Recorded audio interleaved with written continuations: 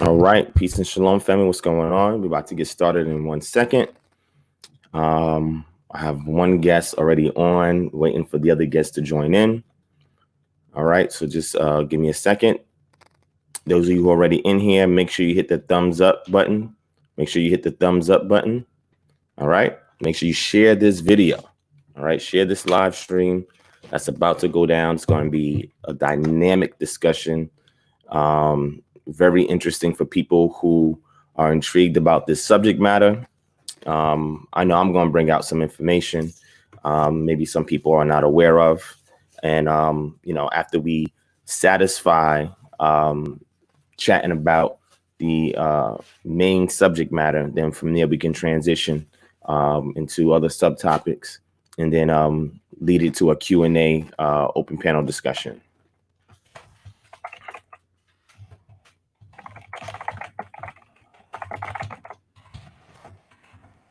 All right. So again, make sure you hit the thumbs up button. Make sure you share this video, family. Make sure you share this video. If you're brand new, hit that subscribe button. Because if you think this is something, go back and check out all our previous videos. Nothing but straight flames. Straight flames, man. All right. I'm surprised y'all didn't see the smoke as soon as you clicked on the link. All right. All right. So shout out to Brother David Pitts, Paul Brassfield, Donnell Jones, Karis Copeland, JD Israel, 916 Shan, Chief Might, 617, Let's Get It, Sister E, Des the Hebrew. Thank you for the donation, my brother. I appreciate that. Making all the haters mad, man.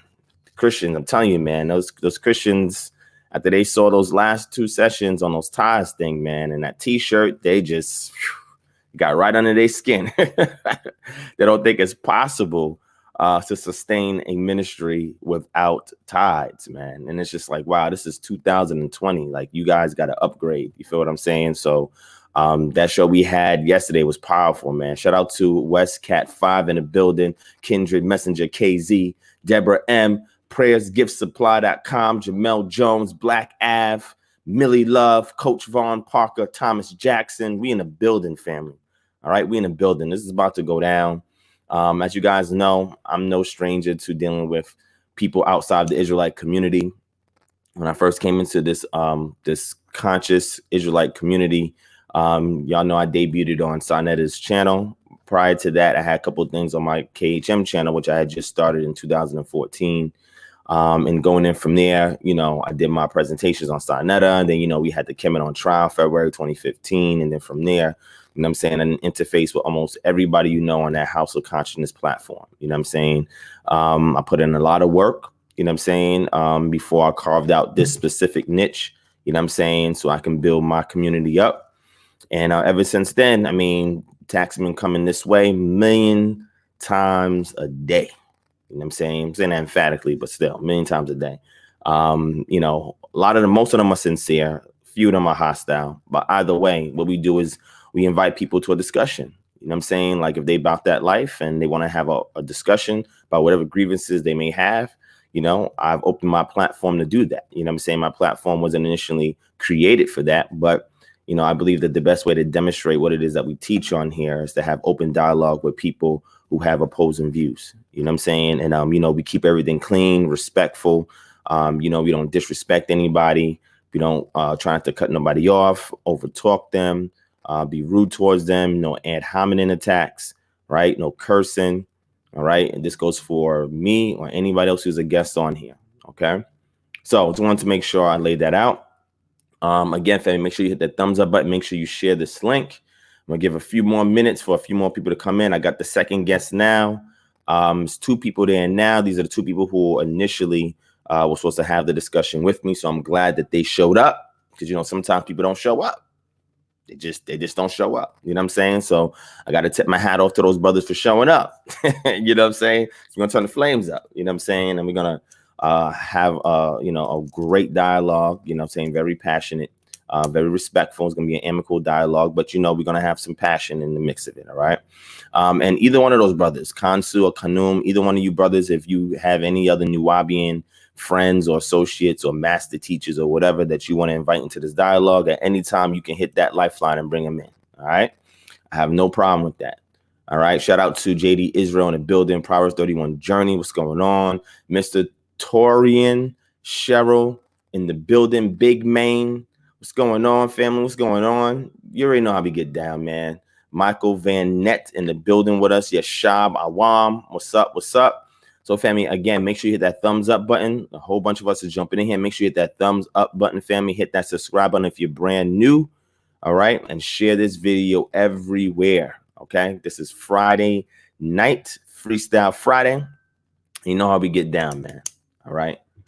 Kanum said, we are not Nuwapians. You practice Nuwapu, so we're going to call you Nuwapians. All right. Because you practice Nuwapu. That's how we're going to do with it. All right. And if you're not one, Kanum, that's fine, because I know Kansu, he ride or die for Nuwapians.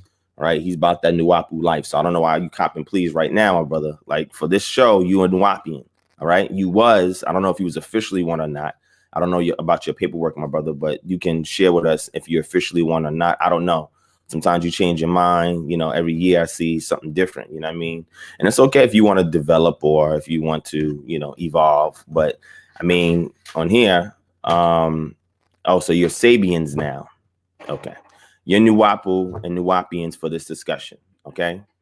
That's how we're going to rock. Okay. A lot of people don't know you guys are Sabians, so we're going to stick with Nuwapu. All right. So with that being said, let's get the formalities out the way so I can bring my guest on. We're going to have a great discussion. All right. Shout out to Ron Issa in the building. Yesha Moore in the building. Mami Rika in the building. What's going on? Yeah, I think we got the heavy hitters in the chat, so they're gonna hold it down. I mean, if you trolling, you come up in here trolling, the chat gonna lay you out, man. That's just how it is. You feel me? We typically lenient as long as you don't curse and be disrespectful. For the most part, the chat gonna lay you out. So just make sure you're on your best behavior. We don't mind you asking questions or even disagreeing. That's fine, but do so in a respectful manner. No explicit language is allowed. Because again, this is a family show. We have families that watch this, and we want to be respectful to them. But at the same time, we can turn it up. All right. We can definitely turn up. All right. So let me get started. Let's go ahead and drop what's on my screen real quick, family. You know, we got the formalities. We're going to get out the way real quick. First and foremost, I want to shout out to everybody that's been given to our COVID-19 quarantine support for civilian survivors GoFundMe. All right. We raised $8,300. We helped over 35 families and individuals who needed help.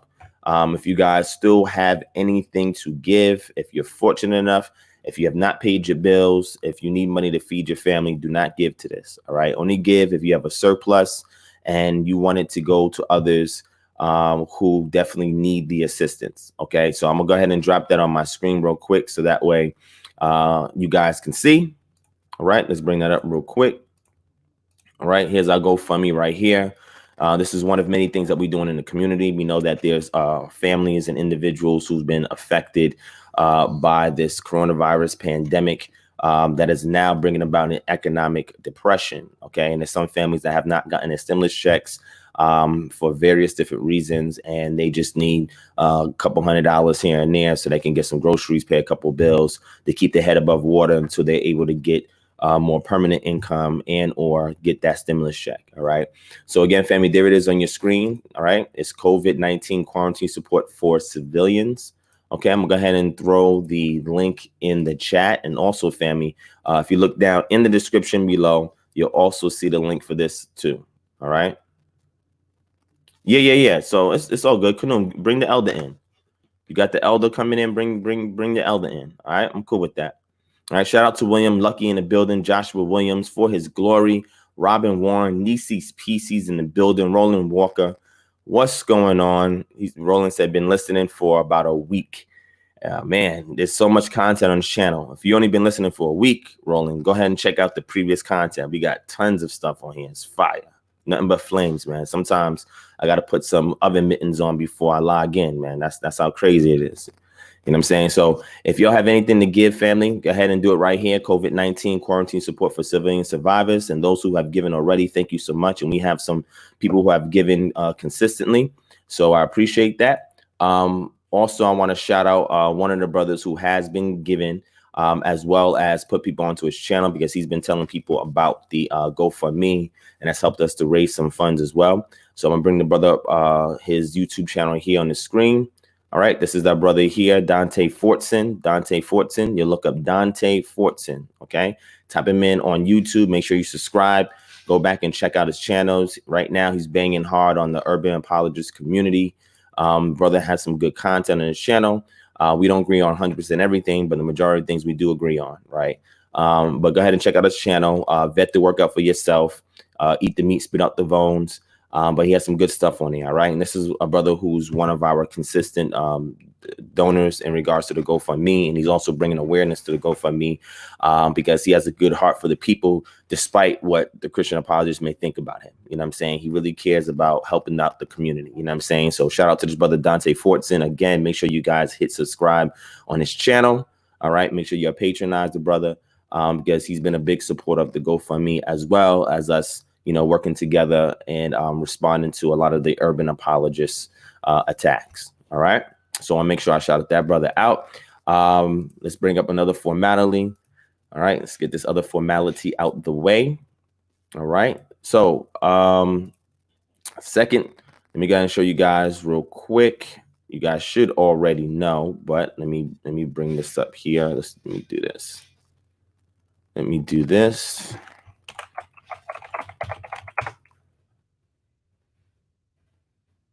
So you guys can see.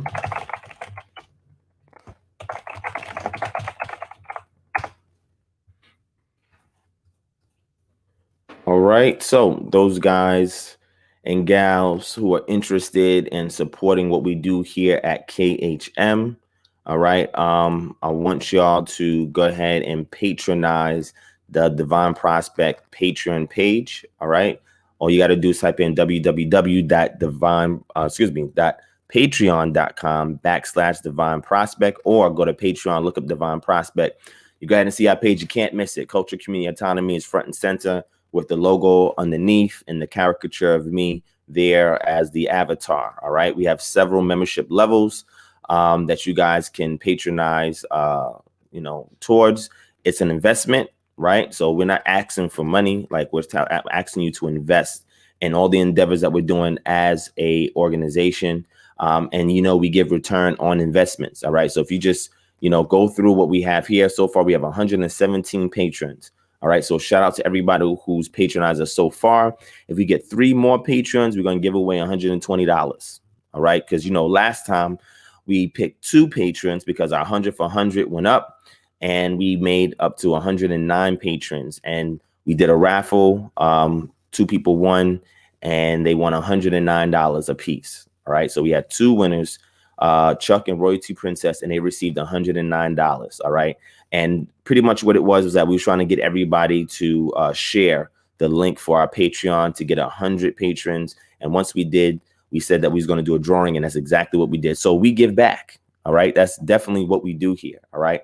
Also, if you go and you scroll down, we have the book suggestions. So, you know, every week we put up several books up there that you guys can access for free. A lot of these books are either books that are out of print, or some of them that are brand new. They cost hundreds of dollars on Amazon. You get to actually read them for free and get your copy for free just by being a part of our Patreon. And that's one of many things. All right. As you guys know, we also have article suggestions. So we put up academic articles on there as well for you guys to read. You know, also early access, you know, like we were just released a Pastor No Tithing t-shirt. You guys get early access. You guys get access to the drawings. We have specific drawings that's just for Patreon. All right.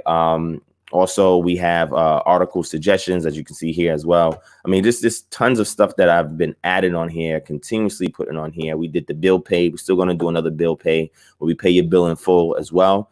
For those who are invested in us on the Patreon. So there's tons of stuff here. If you guys are not a patron yet, sign up www.patreon.com/DivineProspect and get in all this exclusive stuff that we have on this Patreon page.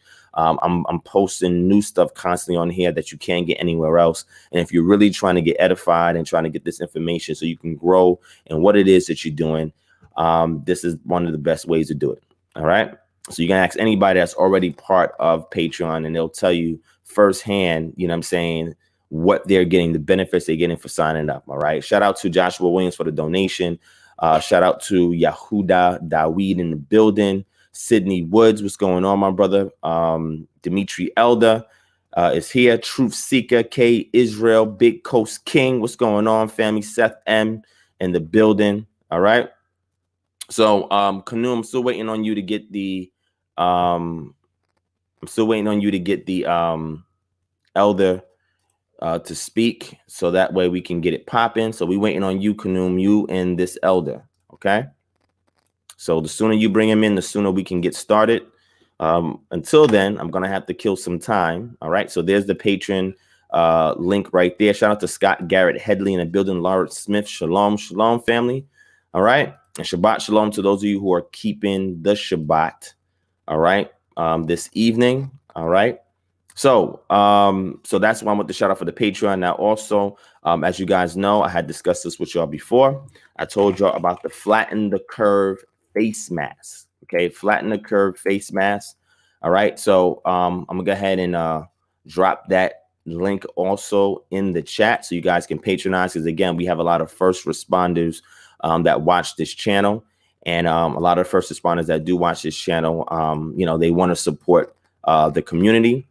So what we do is that we show them what we are actually doing in the community. This is what we do in regards to autonomy. All right. So right there, the link is right there in the chat. It's also down below in the description. As you can see, this is the actual website right here. All right. LOL Accessories and Boutique, Flatten the Curve Fashion Mask. They have the adjustable fit. These are $8. They have premium ones that are $11. They also have the pockets for the filters. You can add your own filter, or you can purchase a filter for us. We have them in child sizes as well. All right, here's some of the designs. All right, if you guys are interested. All right, right here. All right, it also comes with a little care instructions card. All right, because people have been asking, how do I take care of this mask? Here you go right here. All right, our filters are essential oils infused to add extra protection against viruses and bacteria.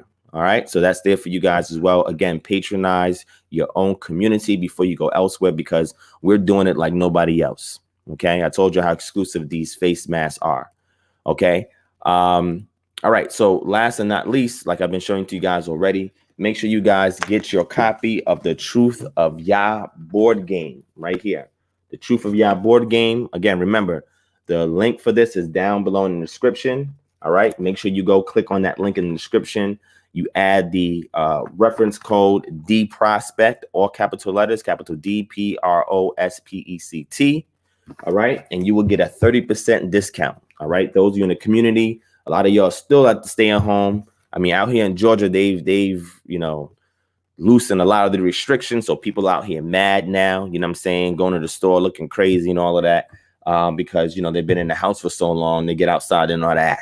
You know what I'm saying? But anyway, but if you're still inside in other states, like especially New York, and other Northeast states or out west in Cali, I mean, you got to get this board game. All right. It's created by somebody in our community in order to benefit those in the community, so that way they can get more heavily involved into the culture by way of the scriptures. And, you know, it's like a game of life for our community. You know what I'm saying? So definitely make sure you guys patronize this brother who created the board game. Again, the link is in the description below. Use the referral code DPROSPECT and you will get 30% off. All right, 30% off. All right. Shout out to Secret Saints in the building. Malak Y, what's going on? Jetson Silencio, Mr. Sai Lee in the building. My brother D Red. All right. D Red said, what y'all gonna be debating? D Red, my brother, you got to look at the title of the live stream. I'm gonna discuss it though. As soon as I'm waiting on Kanoum to get that other elder in here, man. I got Kansu in the building. Kansu's no stranger. You know, me and him had a dialogue about a year ago. You know what I'm saying? On this channel, you guys can go back and check that out. All right. And Kanoum, he was supposed to be here at the end of 2018, have a discussion with me. He said the elders pulled him out at the last minute. They pulled him out of the burning house. You know what I'm saying? Because I guess everything's about to topple down. So they went in there and they told that brother, yo, don't do that. Divine's nothing to play with. So my brother Kanoum was like, all right, cool. So he fell back. I mean, I don't know if that's legit or not, but, you know, I think the brother, he has a sincere heart. He just told me that this time he's ready. He said, Divine, whenever you're ready, Divine, you know what I'm saying? Then, you know, he made some random posts about Plato and academies and say he wanted to talk to me about academies and all of that. And then I made a suggestion on Sinetta Studios in regards to the Hyksos in ancient Egypt. He caught wind of that. He made a post, tagged all these people in it.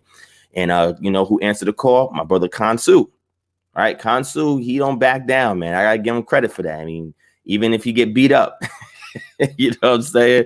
That brother's gonna keep getting up and fight. You know what I'm saying? So I respect that brother's heart. But at the end of the day, man, there's no way they could win in this discussion. They can't win, right? And this is not about winning or losing. I say that to get things amped up. It's about edification of the community, right? It's about putting people on to appropriate information, revealing what your research methodology is and how sound your conclusion is based on that research methodology, and you know, how you're able to actually convey the truths that's embedded in you. Okay, because any other resource that we use is just there to equip us to better convey the views to us, so you can see how this black mind works. All right. So again, we're still waiting on you, Kanoon. All right, I'm about to get started, man. I know Kansu, he's ready. He got the hat on and everything. Kansu, put your hat back on, man. Let's go. That's the ready for war hat. Put that crown back on, man. Put your ATF crown back on, man. Let's go. You know what I'm saying? So, Kanoon, where's your elder, man? We're waiting on him. What's going on? All right, let me add these brothers so you can see their faces, man. I'm gonna mute them real quick, but let me add them on so you can see their faces. Kanoon, you gotta come back on the camera, man. You gotta come back on the camera, my brother. We're waiting on you. All right, waiting on you. All right. So again, family, the title is there. If any of y'all seen the thumbnail, you guys should know what it is that we're talking about. So pretty much is, does New Kingdom Egypt owe the Hyksos for their warfare technology, right? Did they borrow? Did they steal? Did they adapt? Right? Did they take? Right? Did they get technology from the Hyksos in order for them to dominate the East and become a world power at that time? Okay. Do they owe the Hyksos? Because, you know, you hear a lot of people, you know, a lot of Nuwabians and some conscious community folk always bang on the Hyksos. You know what I'm saying? And it's crazy because what I'm going to show them is that what you get from the record from ancient Kemet, and what you get from the Josephus and them, who said, oh, this is invading hordes came in and ravaged Egypt. When you look at the archaeological record, it can't be substantiated. It was exaggerated. And this is what people do when they're on defensive in regards to promoting an actual historical event, right? The archaeology doesn't support them coming in waves and, you know, drenching up the Nile River and killing people in a path, being bloodthirsty. The archaeological record, when we look at the archaeology, does not support that. And that is a consensus among Egyptologists. Okay, this is, I mean, when you look at the data, you see that. I'm gonna present for you guys primary sources and secondary sources in order to validate my position. All right, so I'm taking the affirmative position. They're going to be taking the negative position. Affirmative position is, yes, New Kingdom Egypt, they owe a great deal of debt and they need to show gratitude. Anybody who saying they descend from them or support ancient Kemet need to show gratitude to the Hyksos, because if it wasn't for the Hyksos, Egypt would never been a world power. They attempted in the Middle Kingdom, but they only got but so far and did but so much. They didn't even have a standing army until Amenhotep the first came on the scene. And then even after that, you know what I'm saying, they went into an intermediate period where there was turmoil, you know, amongst them. And that was because of the rise of the Hyksos, right? It was the dark ages, right, of ancient Kemet. And then they kicked the Hyksos out, Kamos, and then Amos, and then leading up to the Thutmose dynasty. And then they started from there to dominate the East, okay? So they can protect their borders and prevent who they deemed would be invaders coming into the Nile Delta, which is interesting because when we look at the archaeological record, Asiatics has been there for thousands of years. Okay. But, you know, other things transpired politically, and, you know, we know why things happened the way it did, and why the accumulation of the tension occurred when Narmer came on the scene. Okay. So again, I'm just waiting on you, Kanoon. Is the elder coming? Is he not coming? Just nod your head yes or no. Let me know. And then we're going to get it popping. All right. I'm going to unmute you. Is he coming, Kanoon? No. He's not coming? No. Okay, cool. Well, if at any time, if he wants to come in, let him know that he's welcome. Okay. At any time from between now till we drop off, or if you know anybody else, you can put the word out. If you know anybody else that want to jump on, feel free to bring them on. All right. So I'm going to start off with that subject matter. And then from there, we're going to let it develop organically. And then at some point, I'm going to cut it off so we can open it up to Q&A or open panel and bring other individuals from the chat on and just have a respectful dialogue about what we talked about so far. All right. You're good with that? Kansu, you good with that? All right, cool. All right, so I muted both of you guys. So what I want to do is, Kansu, since you joined in first, I'm gonna give you a few minutes. Go ahead and introduce yourself to the people. And let them know what your position is, and then I'm gonna move on to you, my brother Kanu. All right, so go ahead, Kansu.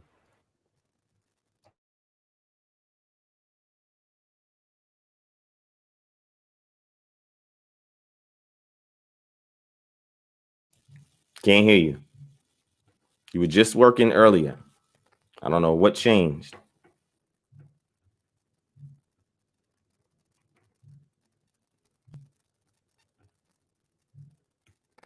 That's crazy, Kansu. You were just, everything was just fine.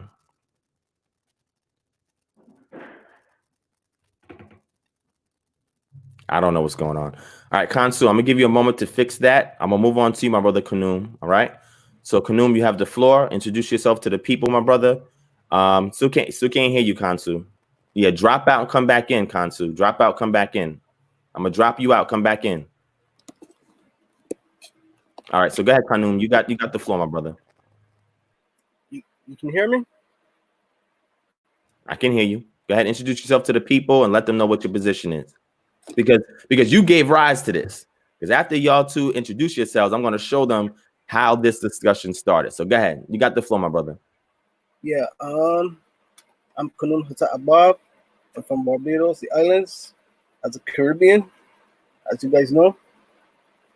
My stance on the matter, I do not agree that Hyksos bring new technology into Egypt.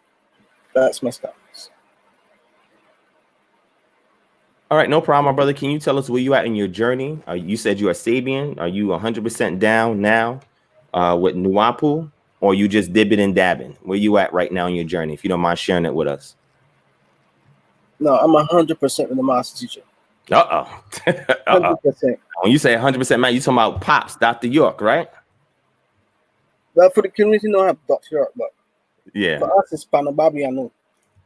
Correct. That's his indigenous name. All right, so I understand, but for everybody else, they may not know that. So that's why I said Pops, aka Dr. York, because they know him more in that way. All right.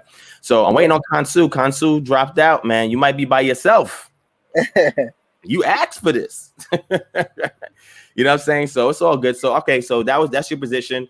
You know, I'm glad that you're taking the negative. You're standing flat-footed on it 100%.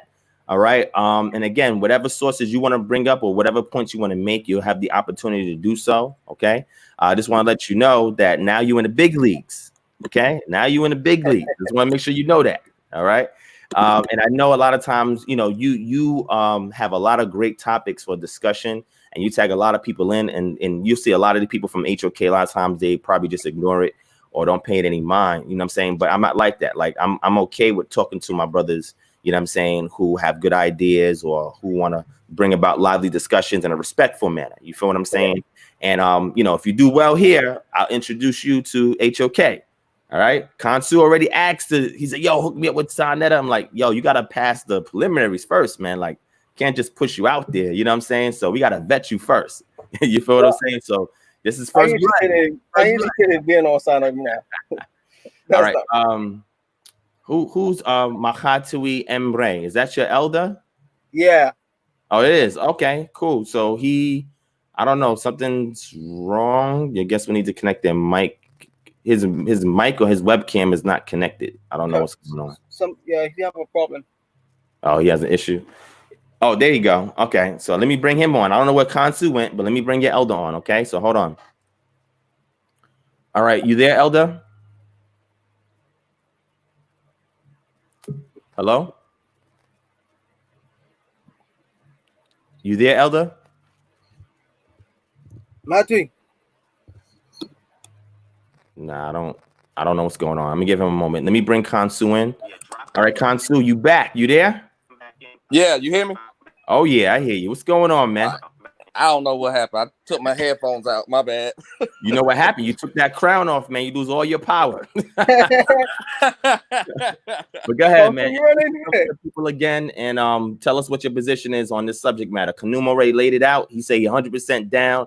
That ancient Kemet didn't borrow nothing from them dirty Hyksos invaders, man. So we want to make sure that you hold in the same position, Kansu, man. Don't back down, bro. Listen, I do not hold the same position. Oh, come on, man. Wait a minute. Let me clarify something. I was tagged in a post. Kanoon posted something and tagged me and you, because he know me and you be going at it. You know what I'm saying? And immediately I already knew what you was talking about. And I posted it in the comments. I said, that's the only thing he could be talking about. Why? Because I have a thorough knowledge of basic Egyptology. And unfortunately, some Nuwapians or Sabians don't.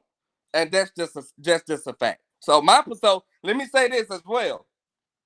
According to Dr. Malachi York, right? Hold on real quick. I was going to say that, once we're done with that first topic, we're going to transition to whatever subtopics come up. Because I know there's some other stuff that you want to talk about. I know you got some stuff on your chest. All right. But I'm gonna expound on the Hyksos alleged influence, or however you worded it, the technological advancements from the Hyksos. I'm gonna expound on it, but in essence, I'll get, when we get to that, I'll explain that. But let me say this: I am Brother Khonsu, the real Nuwapian. One thing that I want to make clear as well on your platform is to give a proper definition of what exactly a Nuwapian is. Because I guarantee if I ask any of the viewers right now, what is a Nuwapian, they're gonna answer wrong. So I want to build on that too. But in essence, yeah, my position is different. Well, define it real quick. Define it real quick for the audience, because some people don't even know that you guys exist. Right. So define it for I'm glad you brought that up. Define it for the audience, and then we'll get into the discussion. Okay. Well, it's kind of complex, but I'm gonna try to make it as short and sweet as possible. Let me say this too. This is not the Nuwapians versus DivineProspect, or the Sabians versus DivineProspect. That's not what this is. Because I'm saying that because the elder that he's bringing in or trying to bring in, me and him beef, me and him clash, and that's what I was telling you that I wanted to get with Sarnetta about, that whole riff. That we ain't even gonna go there though. But let me say that Khonsu is here speaking for Khonsu. Although Dr. Malachi York is my main teacher, I will have to say that I have many teachers. I've studied under many teachers. I cite sources and references and from many teachers, but I will have to say, although he is my main teacher, tonight I'm speaking on, this is Khonsu. I'm not necessarily giving nothing based on the Nuwapian teachings until we get to that point. So, yeah, go ahead. Yeah, that's cool. I appreciate that. I do. Okay, I'm sorry. No, go ahead. So, but just to sum up, what is the Nuwapian? Because when people hear a Nuwapian, they automatically think followers of Dr. Malachi York. Let's just keep it 100. You're a follower of Dr. Malachi York. But according to Dr. Malachi York, he said, I don't have any followers. He said, if I had followers, you would be called Malachiites or Yorkites instead of Nuwapians. So when you get into the root of the word Nuwapian, right? We were, let me say this, we were a nation and an organization, which is organized nation, but we also get into the principles of culture, which our culture is something called animism. We are animists. That's what we are. We are, if you ask us, we don't like to use the word religion because it's clear in the doctrine that Nuwapu is not a religion. It's repeated over and over. But if we were to generalize it to the term of a religion, we would be animists. Our religion would be called animism. So, but the root of the word Nuwapu comes from the trilateral Nub or Neb, NWB, and from the Metaneta hieroglyphics, and that gets into other things. But Nuwapians are animists. Dr. Malachi York is our teacher, our master teacher. But we also have other teachers. And the science of Nuwapu is not confined only to the books authored by Dr. Malachi York. And he said that because, like I said, that trilateral Nub, NWB, and Metaneta is Neb, which the definitions is many definitions, but the base is all, any, every. So Nuwapo, we say, is all comprehension, all knowledge, all information, all outformation, all right knowledge. That's what it is. Okay, cool. So that works. I appreciate that. So I mean, I guess maybe you're gonna sit out this round. It's okay. The cop, please. I understand the heat is up, man, and you already know I come with the big gun. So you know, Consul was like, hold on, let me put the disclaimer out first. Let y'all know what it is. Go ahead. I'm gonna comment on the. Okay. I want to be a part of the discussion, but it won't be necessarily as opposing as Canoon's. But that's fine. Whatever you have to add is going to be valuable, right? Right. So again, you stand on that ancient Kemet platform, man. You know what I'm saying? Rep it hard. All right, defend ancestors, man. Let me correct that real quick. Okay, you're gonna bring it down further down to the south to the Nubians. All right, and then later the Sabians. All right, brother. All right, there you go. There you go. There you go. I know. And see, this is another thing. And this is why clarity is good. That's why I call myself, Brother Consul, the real Nuwapian. Because I take for real, I take this shit to another level. Ooh. For real. I take it to where it's supposed to be. To the pure essence of what it really is. I'm not boxed in to the stuff that other people are. So then you need to understand that when it comes over here to me, it's the same thing. I know that. I know that. Now let me. This is the last thing I'm gonna say real quick. Just to correct that. You're right. Not Kemet. We would say Nubia or Nuba, right? And the reason is because linguistically, honestly, the Kemet glyph the oldest Kemet glyph is found around the 11th dynastic period.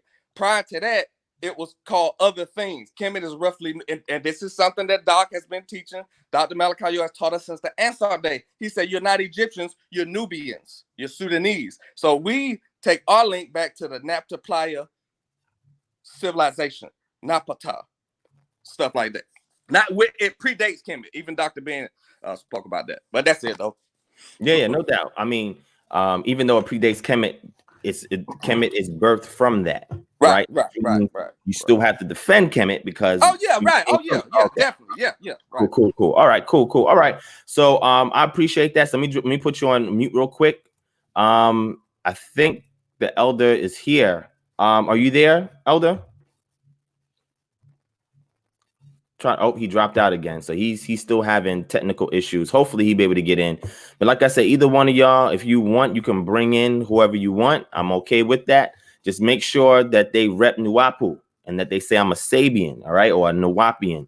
That's the only people that we're going to allow right now until we do the open panel Q&A, all right? So what I'm going to do is this. I'm going to let Kanoom open up, all right? Kanoom, I'm going to let you give your opening, what they call opening argument. But I'm going to let you open up and tell us why you believe that ancient Kemet didn't borrow nothing from the Hyksos, didn't steal nothing from the Hyksos, didn't need anything from the Hyksos in order to be a world power. I just would like for you to share that knowledge with us. All right, give us the real right knowledge on that, and then I'm gonna go and open up as well. All right, so you got the floor, Canoe.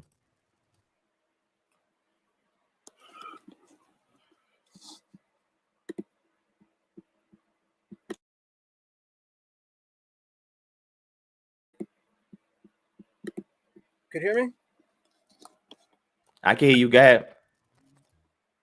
Right. The reason I stand on this side of things because ancient Egypt existed very long before any Hyksos came about.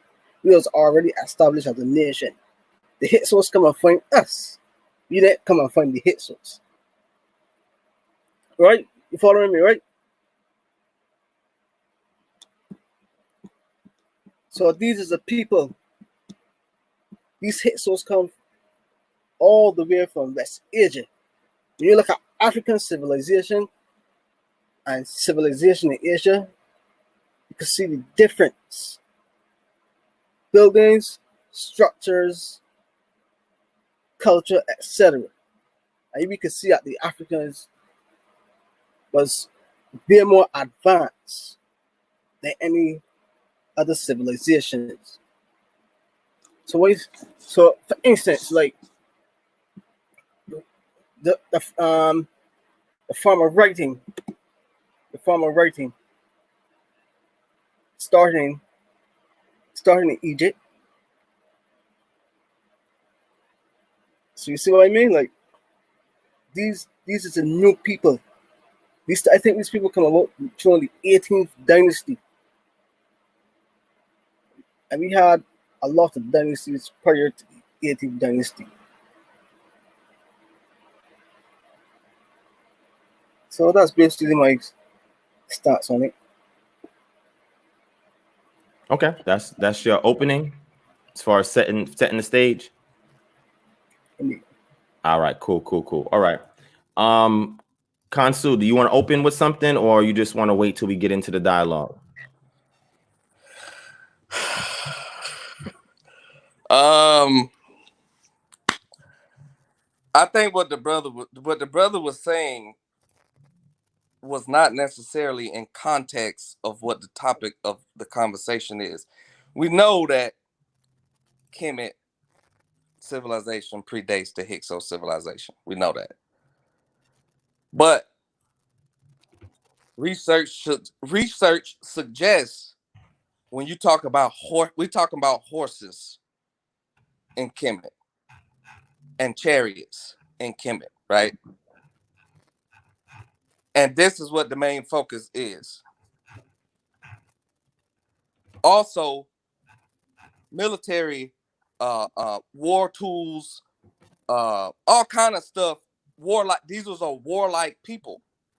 These people, and so these are the stuff that, of course, through cultural diffusion, was picked up during that period of time when they inhabited the portion around Avaris, is what they call it, of that part of Kemet. That's all I'm gonna say. Dang, you just undermine everything, Kanoom. Kanoom, you got some big shoes to fill, my brother. I hope you got sources, man, and I hope you can explicate those sources that you got. Okay, and I'm hoping that your sources have been thoroughly vetted. On here, I tell people about the CRAP method. I don't know if you're familiar with the CRAP method, but the CRAP method is one of the best methods that's utilized in universities, and it's even done naturally, right? When you're doing your research and studying, that's utilized in order for you to understand, if a source that you're using is actually valid. Now, when we say that, we're not saying that, oh, it has to be a white source or it has to be a black source. We're not talking about that. Data is data, right? When you get the data, you have to demonstrate that you're able to interpret that data based on whether you use an inductive or deductive reasoning to arrive at your conclusion, right? And then you have to openly show us what methodology that you utilize to come to your position. And that is going to be heavily based on the sources that you have, your understanding of the current consensus, as well as what questions you asking. Because anytime you start off research methodology, it's based on solving a problem, posing and defining and proposing what the problem is that leads you on the path of doing your research. You got to let us know if you're using qualitative methods, quantitative methods, and during the process, why you reject this knowledge over that knowledge, right? And being able to interpret it or disseminate it when you get or arrive to your conclusion, to let the audience know that, look, this is why I got here. I thoroughly did this, and that, cross my T's, dot my I's, and this is why I arrived at this conclusion. Okay. So like I said, you are a good brother. You have knowledge, right? But I don't know if you're ready for the big leagues yet. If you can get past this, all right, then those other brothers you be tagging in from the HOK, I'm gonna bring you on their radar, and then now you're gonna have to really hold your weight. All right. So I don't know what your affinity is towards brother what's his name? Oh man, I can't believe I forgot the brother's name, man. Dr. York's son that be on HOK, man. What's that brother's name? Say again. Prince York. Prince York. There you go. Yeah. Thank you. Yeah. Prince York. I've shouted him out several times. He never answered the call, man. You know what I'm saying? And it's crazy because Sanel was trying to set up a debate with me and him, and he agreed initially, and then he disappeared. I'm like, yo, where'd you go? You know what I'm saying? And then in 2016, at the end of 2016, me and Priest Anya Allah, we was at Nicholas Bookstore in Brooklyn, and we had a full just live stream session, and then the topic of Dr. York, Prince York came up, not Dr. York, Prince York came up, and then I was like, yo, that brother, I don't even know if he knows Hebrew like that. You feel what I'm saying? Like, let alone Arabic, which we can get into, let alone any other language, Mejunecho, whatever. You know what I'm saying? So I called him out on that because he was interpreting a verse in the Tanakh, and he wasn't doing it right, because I can tell that he didn't understand the intricacies of Hebrew, classical Hebrew, right? So, hey, if you can do better than him, you just showed up. I already know Kansu's a warrior. I want to know if you that warrior too, Kunum. And when I say warrior, I'm not talking about you care to start any fights or beef or arguments. I'm saying you got to have a heart for this, because you can't take nothing personal, right? Because you see Kansu. Kansu's mouth is fiery online, man. Like, that brother be saying some stuff that he lights some fire under your behind to get you to come and confront him. You feel what I'm saying? But I'm used to that. You know what I'm saying? So I'm not bothered by it. That's why I can invite him on here. We can build and laugh and joke and get passionate. I need to make sure you got that too, because you called me out, Kameen. I didn't call you out. You called me out. So just let the people know you ready. Let me know before I start, because I'm about to lay up my opening. Are you ready? Let me open it up for you. Go ahead.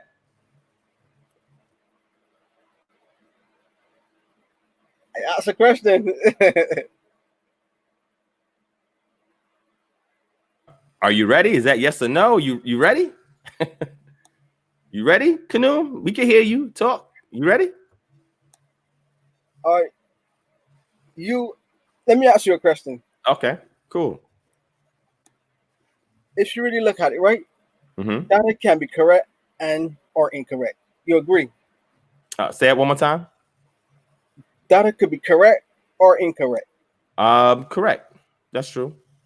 Primary sources is what it is. It's not either correct or incorrect. It's just a source. Data is what you extract from that primary research, right? And you have to vet it. So if you disagree with the data, you have to actually demonstrate that you have knowledge of that data and why it's false, why it's lacking, and why it should not be utilized in this type of discussion. So if you're contending against the data, then you have to demonstrate why you're taking the opposite position. And you gotta convince us that you have enough knowledge of the subject matter so we can rock with you and say, okay, you got it. You know what I'm saying? So you're right. It can be correct or incorrect, but it's how you vet it. Okay. So if you're able to do that tonight, I will tip my hat off to you, my brother. I know you're a sharp brother. You're young, right? I thought you was wet behind the ears before, but then I seen you engage with people online. So I'm like, okay, all right, cool. And I know early on when I first met you, you was rocking with Polite. You feel what I'm saying? Like, you had Polite stuff everywhere. You know what I'm saying? Polite even came to the Bahamas, and he came out to Barbados. Matter of fact, I got hitters out in Barbados who are Israelites that's out there. So if you ever wanted like to have a sit down with one of us in your neck of the woods, I got hitters out there, right? So they'll be more than happy to meet you. Y'all can talk, you can build these some good brothers and have a great discussion in person if you want to take it even further, right? But I just want to make sure, my brother, don't take nothing personal. Anything I say tonight, I'm not going to disrespect you. I'm not going to yell. I'm not going to do anything to intimidate you. I'll talk passionately. I talk with my hands. Sometimes, you see, and fluctuations in my voice because I'm emphatic. But I just want to make sure that you are ready for this discussion. I know Kansu, he's sharp, but I want to make sure you're ready, my brother. All I need is a yes or no. Are you ready? I'm ready. Okay, cool. All right. So go ahead. Kansu want to say something. Go ahead, Kansu. I'm gonna say this. This is my. Hey, Canoe. Let me ask you a question real quick. How old are you, and how long have you been in your studies? But I'm 28. I've been around for probably like 4 years or so. Okay. All right. Now, this is my perspective. The title of the show, the technology part, I think that might have, and that's a good way of wording that, because a lot of novice students, we're all students, but you got different levels to being students. A lot of novice students would see that and be like, hell no, the Egyptians built the pyramids. They had mummies, you know what I'm saying? They had all this advanced technology, but they would be lacking information on that one particular avenue, and that's what I think happened with the brother. You know what I'm saying? That's my honest opinion. That's what happened. Mm-hmm. But nevertheless, let's go on with the demonstration because I know you got some good stuff. All right, cool. All right, I appreciate that. All right, so family, I want to show you something on the screen real quick because again, you know, here, you know, I try to give people the tools to research. I never tell anybody to take my word for anything, and anybody in the chat, they can vouch for that. I wanted you guys to see the screen because I want to put people onto game any chance I get. All right.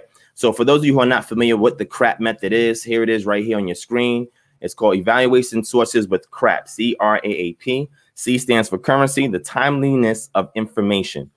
When was the information published or posted? Has the information been revised or updated? Is the information current or out of date? Or the links functional if you're doing online research? R is the relevance of the information, the importance of the information for your needs. Does the information relate to your topic or answer your question? Who is the intended audience? Is the information at an appropriate level? And have you looked at a variety of sources, not just the things that agree with you, but the ones that also disagree with you? A is on the authority, the source of information. Who is the author, publisher, source, or sponsor? Are the author's credentials or organizational affiliations given? And what are they? What are the author's qualifications? Because if you're going to tell me some data is incorrect, and you're saying, well, it's incorrect because the author is a fringe author and the author is outside the scope of the consensus, and, you know, the author doesn't even have a degree or whatever the case may be, you know what I'm saying? If you're going to challenge the data, I'm going to say on what grounds, and then you have to demonstrate that, right? A is accuracy, the reliability, truthfulness, and correctness of the content. Where does the information come from? Is it supported by evidence? Has it been reviewed? Peer reviewed is very important if we're going to talk about this subject matter. Can you verify any of the information in another source? And does the language seem unbiased? That means you must have objective language in any report, any book, or whatever that you give, because otherwise it may seem like it's biased. So I'm going to say this just for the record. If I was to read a Dr. York book, right, Malachi Z. York book, it seems biased, right? Now, I'm not saying in actuality it is, but it seems biased. And if it was to be scrutinized by somebody in academia, they would say, yeah, he's biased. You know, he's 100% for Nubia and Nubians. And like my brother Kansu said, the Sudanese, right? Full on Sabians supporting Egyptian civilization 100%. So anything that comes against that, he's a sharp sword. He's about to cut the head off. So people can challenge that and say, look, some of the information you're giving from Malachi Z. York, you would have to demonstrate it. Don't just use his words. Don't just bring up one of his scrolls and say, look, this is what York said, and he said it. No. We want you to demonstrate what he said there, because he had to do something to arrive at that conclusion. We want to see if you're able to use the same methodology to arrive at that same conclusion. And the best way to handle that is not how, when, what, or where, but the why. Okay, so I'm just giving you some food for thought. So when you're in this arena, and not just with me, but if you deal with anybody else, right, HOK or anybody else, use these techniques in order to honor your skills. You see, my brother Kansu, he was very specific. He said, look, Malachi Z. York, that's the foundation, but I don't stop there. You know what I'm saying? Which goes to show that he is also rounding the corners to make sure that he's able to have a 360-degree angle or view in regards to how he presents information. This is why he was careful looking at that title. See, he knew. He's like, oh, wait, hold on. He's like, wait a second. I know the newbie's going to eat it up, but he knew exactly what is about to go down. So I just want to make sure you were ready. And that's why I asked you. So here's some tips to make you better. And this is all I like to do when my young brothers come into this arena. You know what I'm saying? I'm not here to beat down on them or anything like that. I'm here to toughen them up, and I'm here to teach them how to do real research so they can be better. All right. And P is the purpose, the reason the information exists. What is the purpose of the information? Do the author's sponsors make their intentions clear? Is this information fact, opinion, or propaganda? Is it objective, impartial, and unbiased? And you'll see if there's inflammatory language that is in a particular book or article, then typically there's a degree of biasness there. If there's a persuasion for you to accept something, then there's a degree of partiality there. You know what I'm saying? So this is in the process of vetting information when you come across it. And again, you have to demonstrate in real time. That's why I say turn your mic on, turn your camera on. You got to demonstrate in real time up here, not just from reading something, but up here, that you can convey exactly what it is that you're trying to get us to accept from you. Okay, so I want to share that, and then I'm going to open up with this. All right, and then from here, I'm going to give you the floor to demonstrate why you believe everything you said in your opening argument. Okay, so when it comes to understanding the ancient Near East, right, and we're talking about through the lens of academia, right? Academia looks at the ancient Near East from Egypt to Mesopotamia, right? They also include to the north Turkey, Syria, and the rest of the Levant, okay? And even in the Negev area and the Transjordan region, all of that is considered the ancient Near East, okay? When we're looking at the ancient Near East, there was no one people group in the ancient Near East that was in a vacuum, which means they constantly came in contact with other people groups from Kemet or the Nile all the way to the Tigris-Euphrates River, okay? So these people were constantly in contact. And if you understand anything about the different ages, you know, your Bronze Age, your Iron Age, well, if I'm in ancient Kemet, how I'm going to make bronze? There's items that you need to make bronze, and all those items don't exist in ancient Kemet, which means you got to travel somewhere to do it. If you go and look at some of the palaces you find in ancient Kemet, some of those things are made out of cedar wood. You don't get cedar wood from ancient Kemet. It doesn't grow there. You have to go all the way in the Levant region to the area of Phoenicia to get those things from Byblos, which they did. They commuted there along the Mediterranean, and they did trade agreements. When those things occur, acculturation takes place because certain loan words go between different languages, and you'll see some of the most primitive loan words are based on items of trade, okay? Now, when this occurs, we're looking at the time period. You have pre-dynastic Egypt, right? And they label it pre-dynastic because it's before we get a thorough laying down of what's called we call the Medu-Neter, right? And some people call the hieroglyphics, and other signs of a strict civilization, okay?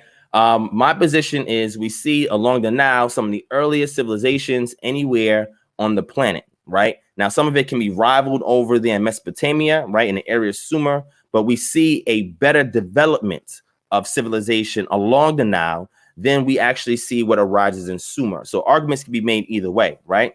What I want to do for the audience is present one book that I want everybody to read. And again, I'm going to load this book up on my Patreon after this is done.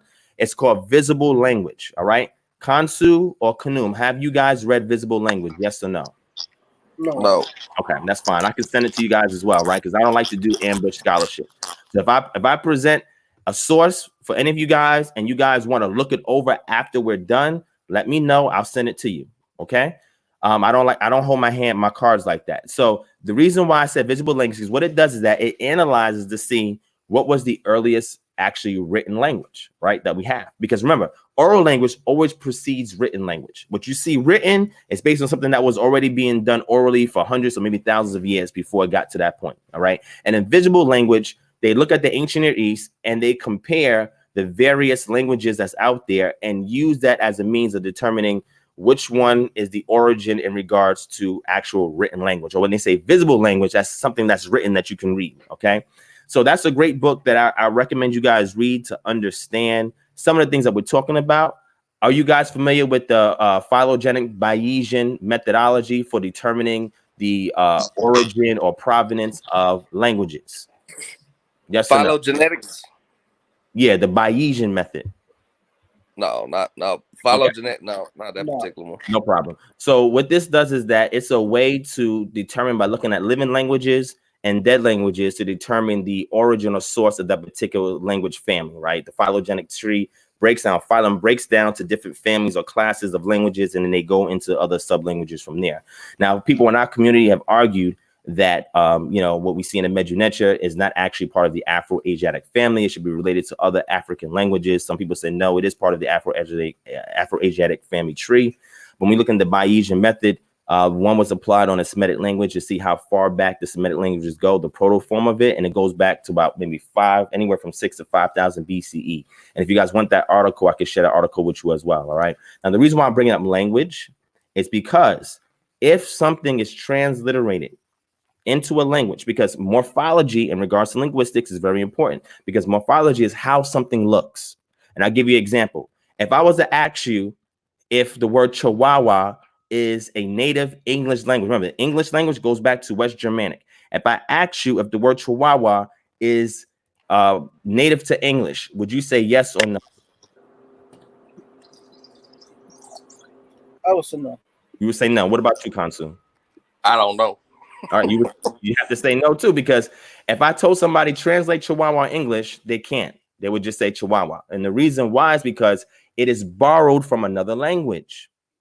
And then when you look at the actual word itself and how you, the phonetics of how you pronunciate it, you can tell it's not native to the English tongue. They've done an analysis to see how linguistics works orally between different cultures. And, you know, the humans in regards to what we can say based on how our mouth is shaped, the roof of our mouth, the palate, the glottal in the back of our throat, the air that comes through, and the range of sounds that could come out the human mouth.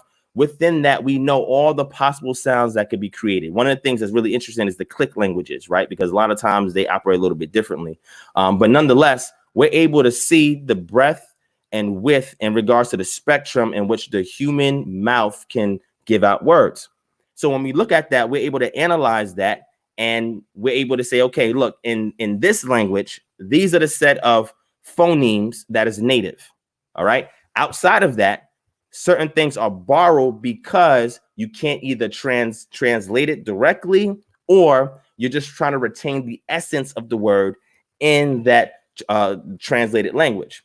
So when we look at words for warfare, when we look at words for weapons, if a word is being used in the Medjugorje for a particular type of weapon, and in morphology, the way it looks, understanding Middle Egyptian, right, that it's not native to that language, but we can see if we keep the trilateral roots and we bring it back to one of the Semitic languages, we can tell, oh, look, that word comes from here.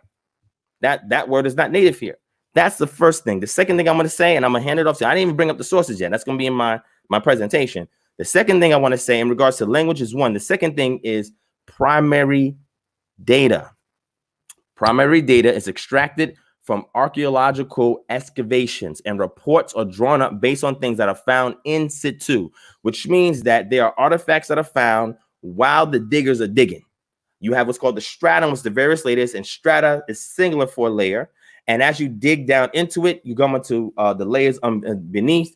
And what is believed in archaeology based on the consensus and the work that is done, anything that's at the bottom layers is older than what's at the top, unless you have something called superposition. So earthquakes can disturb that, right? Water over time through erosion can disturb that. But you can see these things in regards to rocks, because certain rocks or most rocks are, almost all rocks are porous, right? So we can be able to tell. You can also date the rocks, carbon date rocks, and you can carbon date items as well. You can also do argon dating when you're using potassium. There's various ways that you can utilize and methods you can utilize, and I have several books on archaeology to determine the time span of something and synchronization with that layer in this region with a layer in another region to help you to pinpoint exactly when something took place. Okay, so looking at primary artifacts is important, because if I see these artifacts here in this region at a period of time, and I look at all other neighbor regions, and a neighboring region doesn't have these primary artifacts, and we see it here, and then we see some kind of battle, war, interaction happen, and then over time, the neighboring region starts to have those similar tools or weapons or whatever the case may be, we know it was through the process of acculturation that took place. Or sometimes when the successor dominates the lesser, they take their spoils, their booties, and a lot of times these things are weapons. Weapons. Okay? So what I'm simply saying is it's extremely important to understand. And mind you, I'm doing this off the dome. I didn't bring nothing up yet on the screen.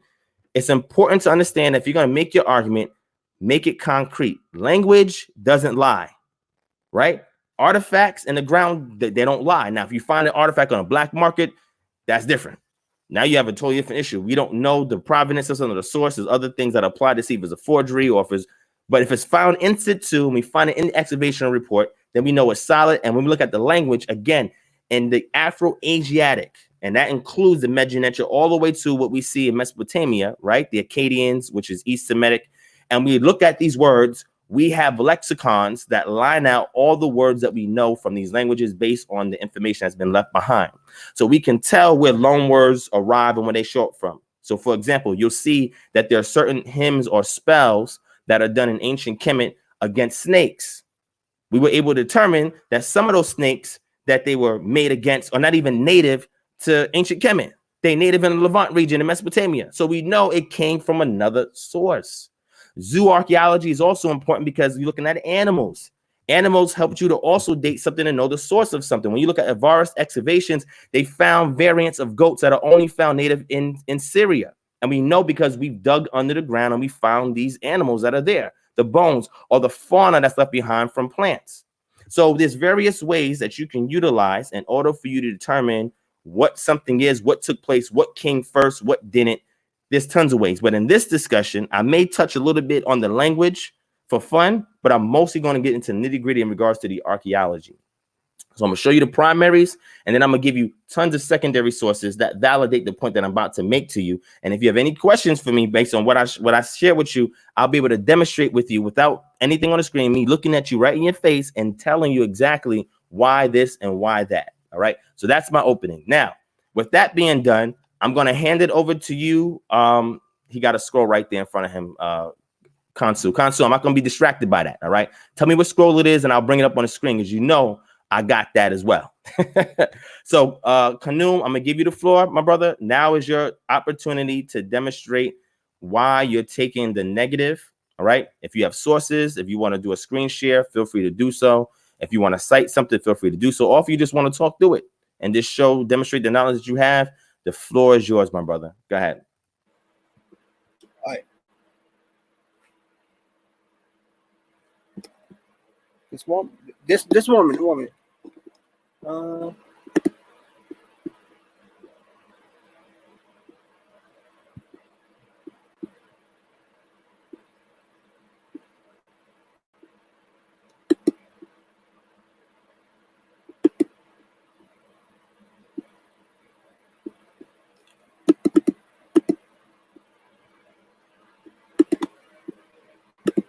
How do you do that? Share screen stuff. So if you look at the bottom of the screen, you're going to see an icon that says share screen. You see it? Yeah, but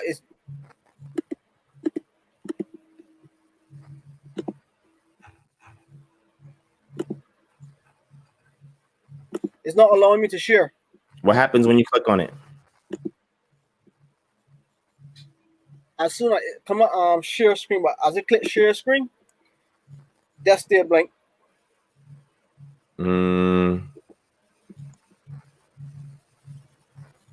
Screen sharing text. It's just when I click to share the screen, when I click to share the screen, it does.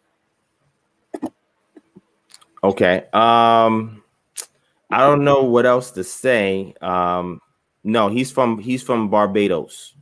They don't understand. They don't understand me. No, I understand you clearly. I'm saying somebody asks if you're from Jamaica, and I said no, you're from Barbados. Yeah, when you study language and accents in the Caribbean, you can tell where somebody's from, right? So some people, they may not, because remember, it's broken Queen's English that you hear with some Africanisms. And that's why you hear what he's saying right now as a result of things that happen or accumulated over time. So, but yeah, I'm not sure what you're trying to show. What are you trying to show on the screen? You can read it if you can't share it, just read it. 1 second. Or just inbox it to me or email it to me, and I'll put it on the screen. Good. So either read it if you can't share it, or send it to me and I'll share it on the screen.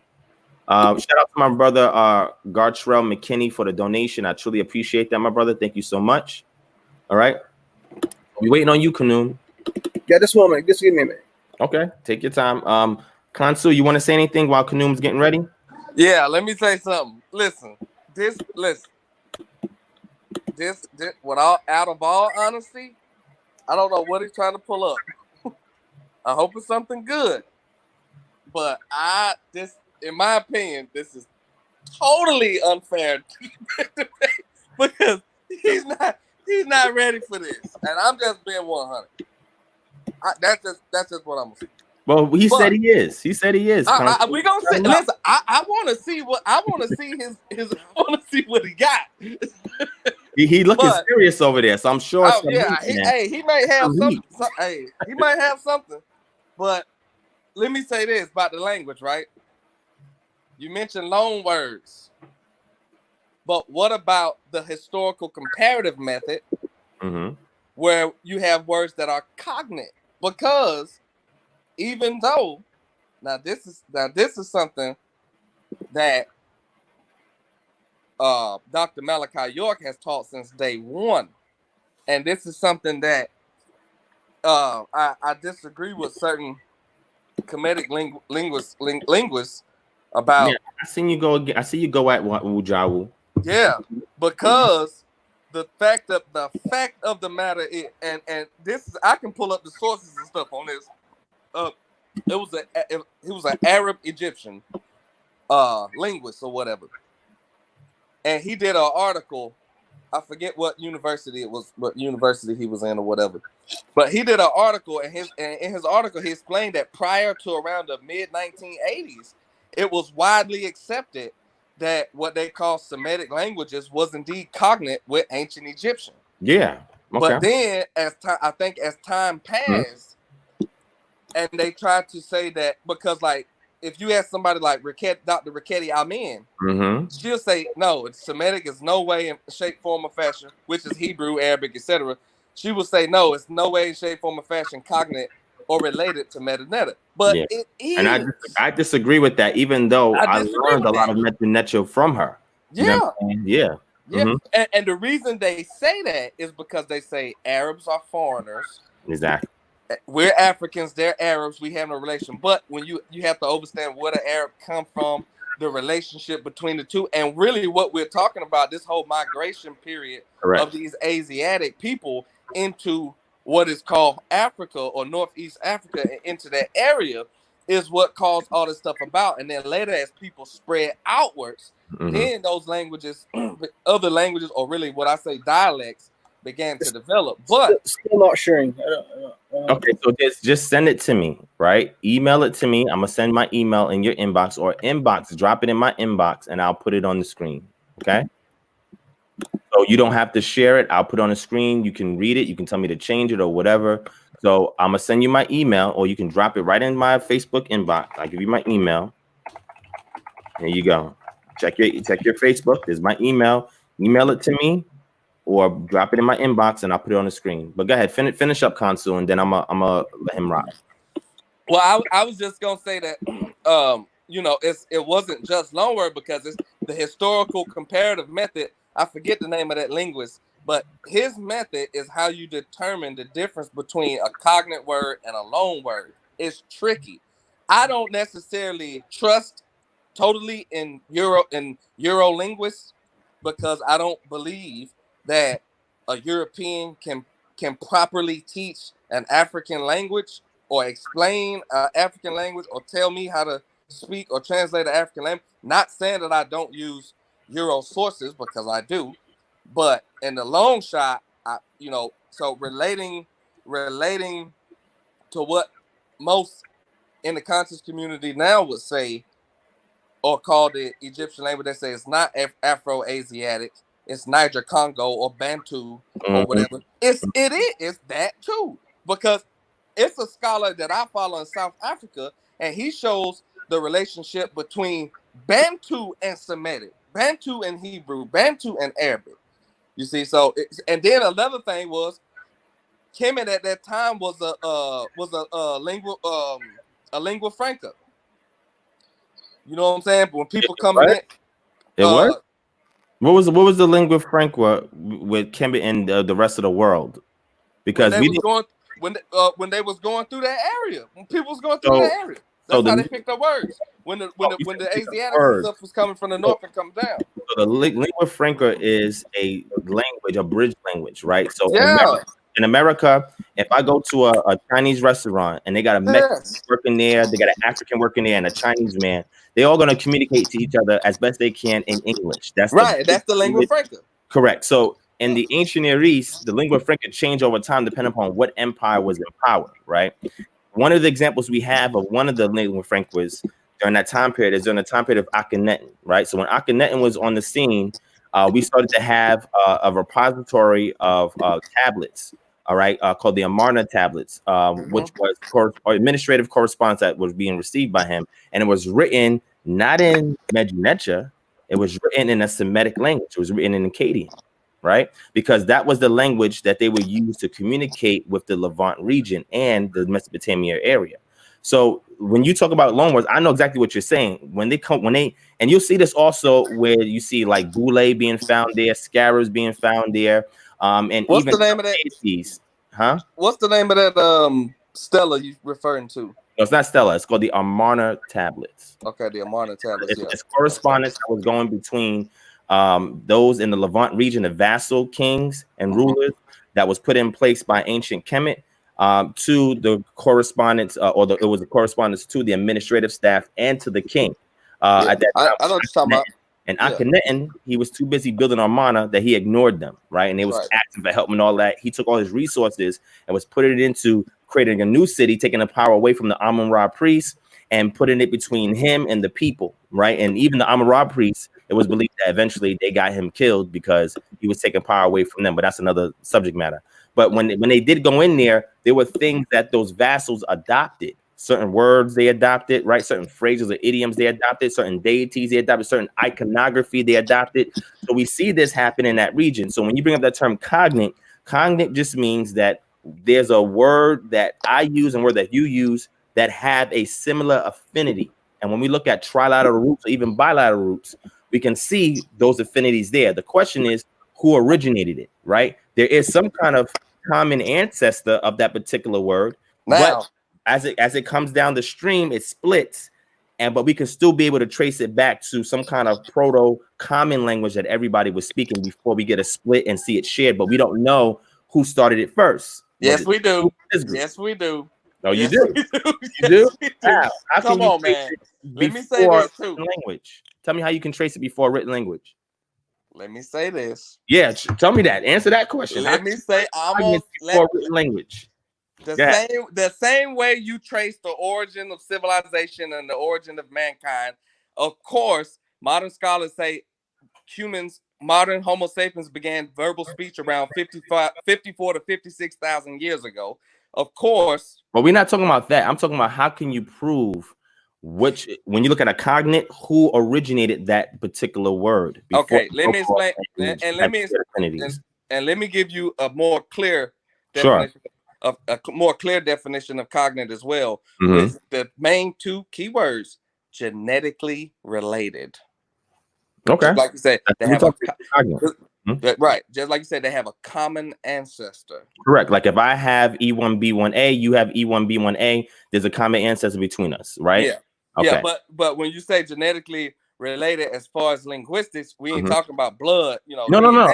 I understand. I'm just giving an example. A common ancestor, a mother language, and they've already proven that. Yes, but I'm not disagreeing with that. What I'm simply saying is, without the written data, you cannot prove orally where the cognate started.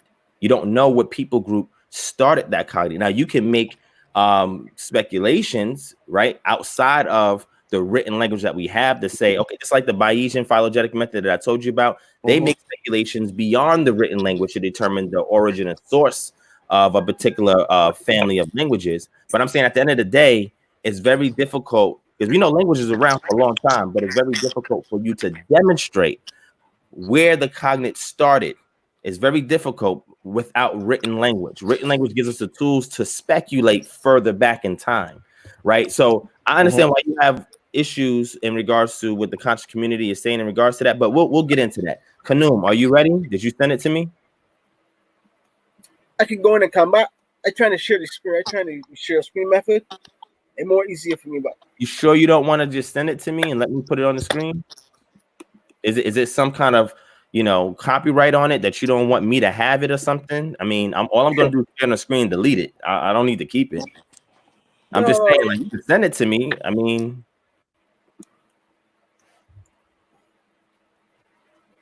no, it's going.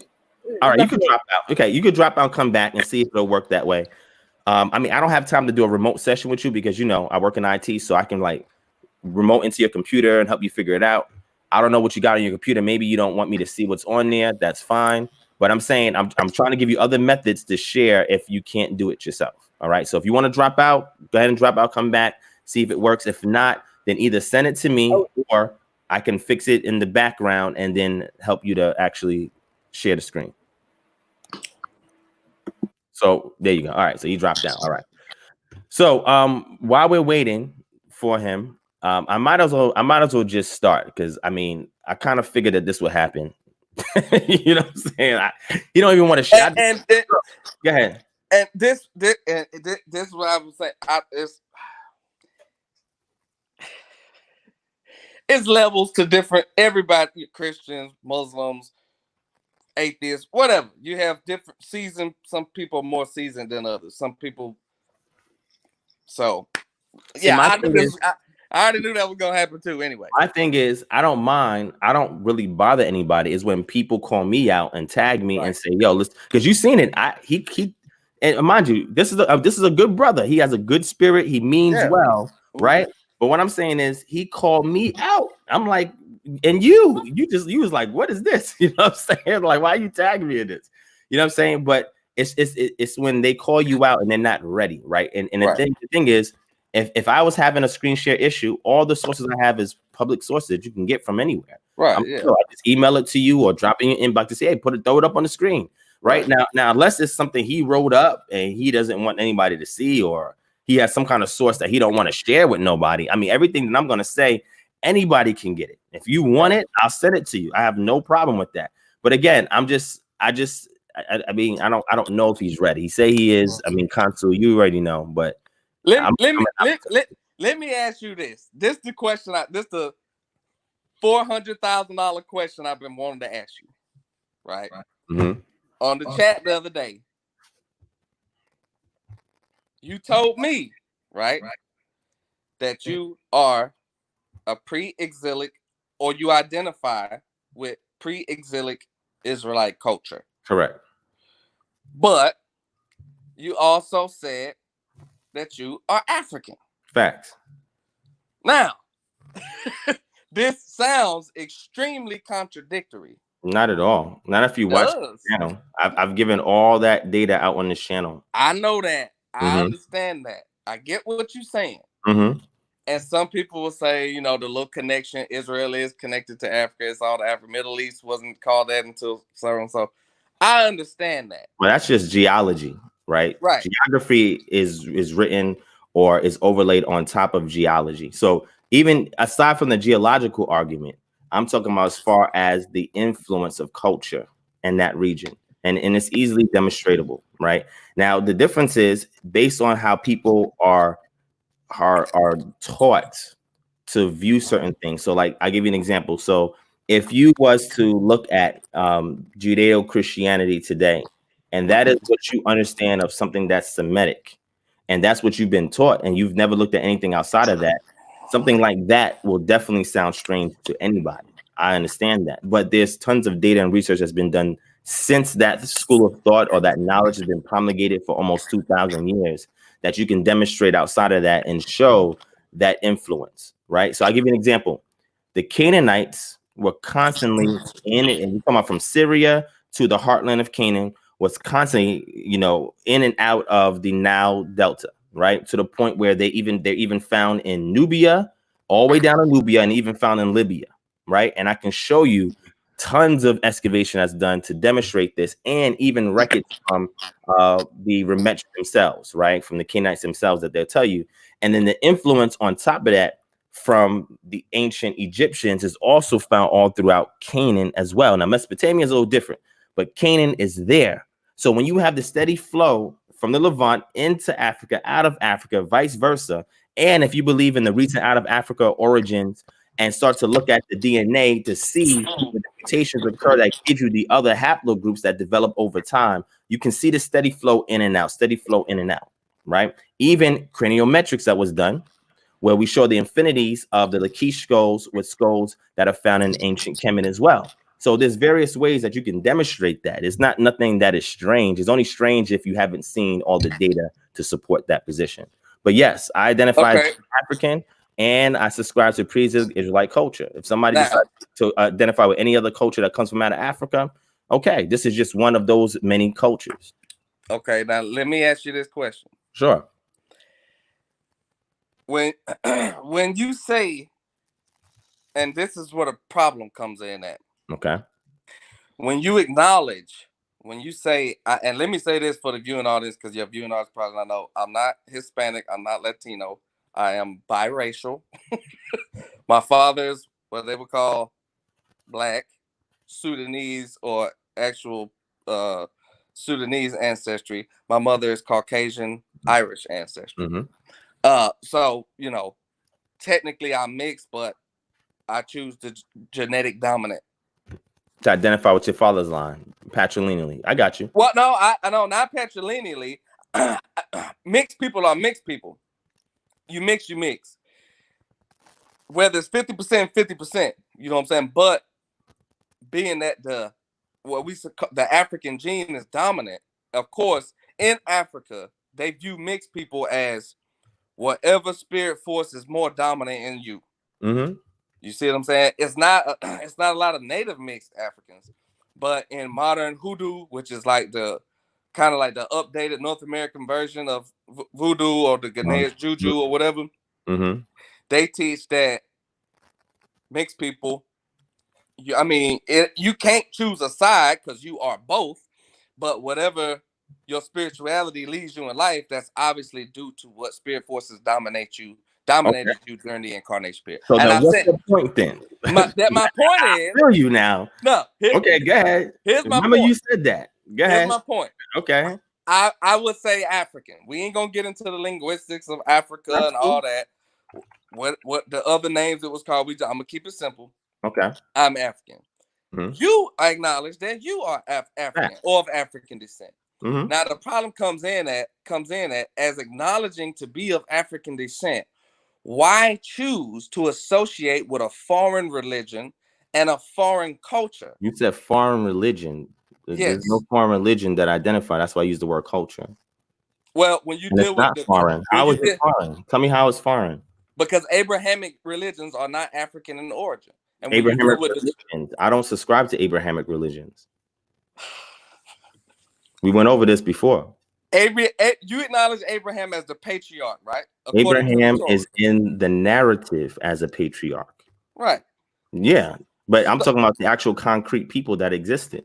The narrative was put together to substantiate the ethnogenesis of that ethnic group of people.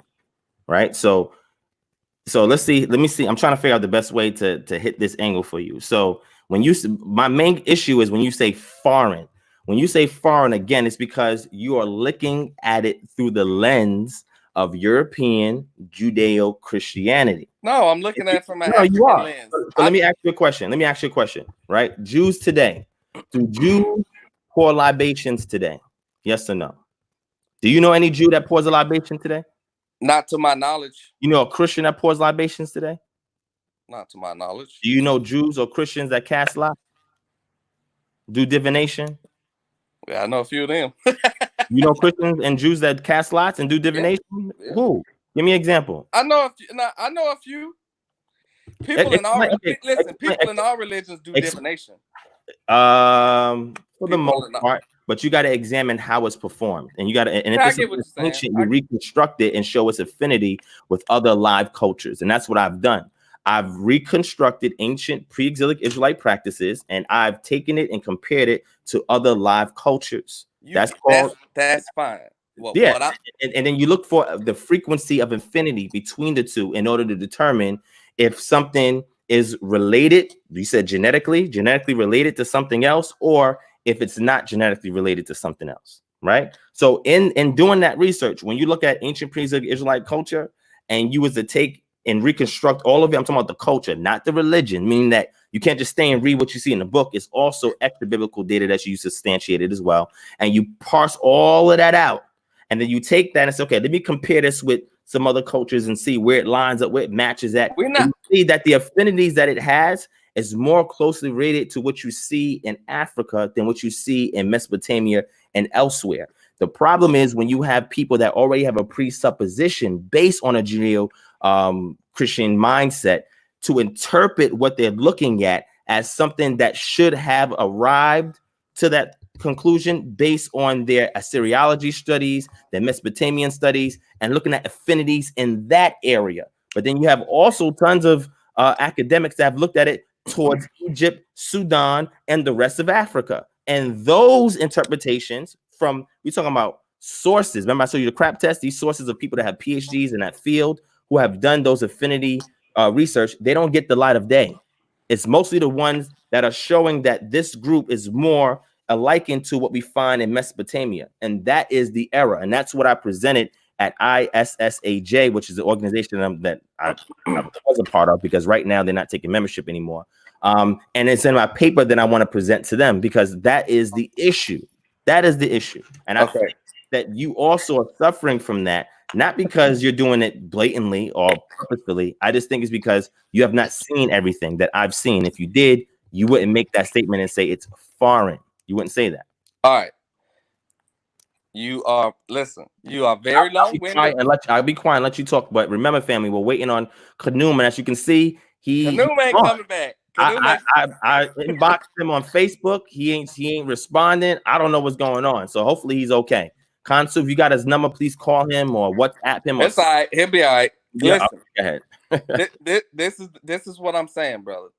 This is what I'm saying. It's okay to have your own thesis. Now, let me say this too, real quick before I get back into that. I quoted something on Facebook the other day from Neil deGrasse Tyson, the astrophysicist, right? He said, this is what he said. He said, leave your brain open for more than just facts. You know, a fact. You know, you could deal with facts, the paperwork, the references, the resources. He said, but you can. And then he even quoted from Einstein when Einstein said, "Don't waste your time memorizing something in a book. Memorize something that's not in a." Meaning, I respect your ability to formulate thesis, right? A lot of the scientific community, a lot of this, what we're talking about, even the thing with the Hyksos, with the horses in Egypt, right? It's still not concrete. They will say evidence suggests the likelihood, you know, evidence suggests that it's a strong likelihood that Hyksos introduced horse and chariots into Egypt. Although they say that there's another another breed of smaller horses that they found records of 200 years prior to the Hyksos coming. It's still not the same. It's not concrete. Some things are concrete, some things are. So when you say concrete, define that. If something was found during archaeological excavation and a report was drafted up based on items that were found, and the proper methods, archaeological methods, were utilized to extract that artifact or that item. That's not what I'm talking about. No. So what I'm asking, I'm saying, would that constitute to you as being concrete? What's concrete is irrefutable facts. So define an irrefutable fact and give us an example. Define an example of an irrefutable fact is that the hydrogen atom is not the smallest particle of existence. That the hydrogen atom can be broken down into quarks, biaps, subatomic particles. This is quantum fit. That's a fact, because at one point in time, now you're dealing with a different type of science called an exact science. When you deal with anthropology and that's called humanity and social sciences, and then when you deal with language and religion and literature, that's called humanities. This is inexact science. We're not dealing with chemistry and physics or quantum physics, which you're just referencing right now. But that's I made an example, but that's why I said most of the things that we do in the scholarly world, in the research world, a lot of it's not solid. This is what it is. A lot of it is, well, evidence suggests that this may have been. You get what I'm saying? Is the verbiage of how they verbalize these things. The point I'm saying is, you've drawn your own conclusion based on your own research. But what I'm saying is, a historical fact is that however you want to turn, see, that's the thing. If you say, are you into Judaism? No, I'm not into Judaism. Do you celebrate? Are you a part of an Abrahamic religion? No, I'm not a part of it. You read the Torah, you accept it as the word of Yah, right? You accept the stories in there, you accept the history in there. So all I'm simply saying is, how can you say, I know I'm an African because my ancestors come from Africa, and choose a person, Abraham, who's not from Africa, as the patriarch of your belief system? That's anti-African. That is not African. That's choosing Abrahamic faiths or belief in the Torah or belief in any scripture that's not African in origin is going against your natural nature, because you admitted you said, I'm an African. That's just like saying I'm Chinese, but I practice Islam, an Arab religion. That's not indigenous to who you are by natural nature. So you can try to dress it up however you want to dress it up. But what I'm saying is, you can't be African and pre-exilic Israelite. That's impossible. Okay, are you done? I want you to get it off your chest, because you was on your chest the whole night. I want you to get it off your chest. So when we have these type of discussions, you got to understand that migrations is an important factor in regards to acculturation, cultural diffusion, and enculturation. And through migrations, you can be able to side. You even said it, whatever you feel that you're drawn towards. So if we look through a lot of the work that I put out to demonstrate my point of the migration of what people will call today Israelites into Africa, and then making their way into West Africa and diffuse in some people groups that are there, that in my DNA test, those same tribes are the tribes that show up that they diffused into. I'm identifying with that strain or that lineage, which goes back to Israel. You said it yourself, whatever it is that you're mostly drawn towards. Just like I give you an example, there are African Americans in the diaspora here, the Ma'afa, right? The ones that we hear as a result of the transatlantic slave trade, who may be, let's say they're a Khan, and that's a general, family in regards to an ethnic group, but it breaks down in a Fanti. And then they practice Ifa. Why are you practicing Ifa and you Fanti?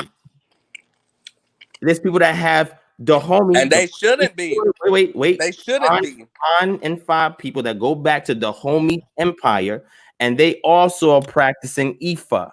Why? Because let me finish. The same, man. They're related. The Fawn and the Yoruba are related, bro. Hold on. Yoruba come from the farm. Hold on, and then we're gonna get into that when we look at the Oyo Empire. Yoruba come from the farm. Come on, man. You talking to Brother Kansu, the real Nuwapian. So if you want, I can grab one that's even further down south, right? Look at the Khoisan peoples. Do you know that they actually have a spiritual system? Are you familiar with that? If so, we can go into that. And what I would simply say, that these people that have Khoisan genetics of Central Africa, and they are still practicing Ifa. The point I'm trying to explain to you is that there are ethnogenesis of various groups as we see them today, and they all have their respective spiritual systems. In America, though, we decide, we African, and it's a whole huge continent. I can pick any spiritual system and just apply it to myself because I'm African. This is what they do. But hold on. But if I'm from the Congo region and we have our method of spirituality, and let's say I wasn't brought over here to America, my ancestors, but we were still indigenous to that region, they would not be practicing no Ifa. Are there similarities between these African religions? Yes. Are there dissimilarities? Well, yes, there is. So what I'm simply saying to you is that you just said it. Is that what you are drawn more towards? You said it. All right. Let me. That are sitting here subscribing to ancient Kemetic culture. Why are you doing that? You West African. What you doing? Oh, come on. Oh, come on. West African culture comes from Kemet, buddy. Does prove it. Yeah. That's easy. But hold on, before I prove that, hold on. Prove that. I want you to prove that. That's so easy, dude. I'm gonna let them tell you. I'm gonna let them tell you. Hey, but look. First of all, even though you talking about defining the Dahomey and all these and these other people that's not Yoruba practicing Ifa, nevertheless, it's still African. The Fon are the ancestors of the Yoruba, and a lot of that stuff was the same back then. So you can't equate 1884. Hold on, you can't equate different African tribes practicing the African system as opposed to an African not practicing an African system. That's totally different.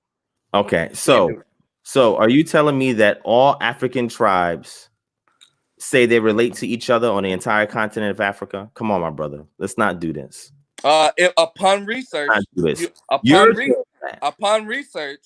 upon research, you'll find out that animism is the root of all what they call African tribal religions. You know that's also was proposed by Europeans, right? Even that term itself is not indigenous to the continent of Africa. So what? So what? Okay, so this goes into categorization. But hold on, now listen. I didn't think you was gonna throw the European card in as much as you quote from Europeans. So I don't throw that. I don't. You said as much as I quote from Europeans. Yeah. What is that supposed to mean? I quote from people other than Europeans as well. That's what I'm saying. So I don't know why you would say that's a European concept.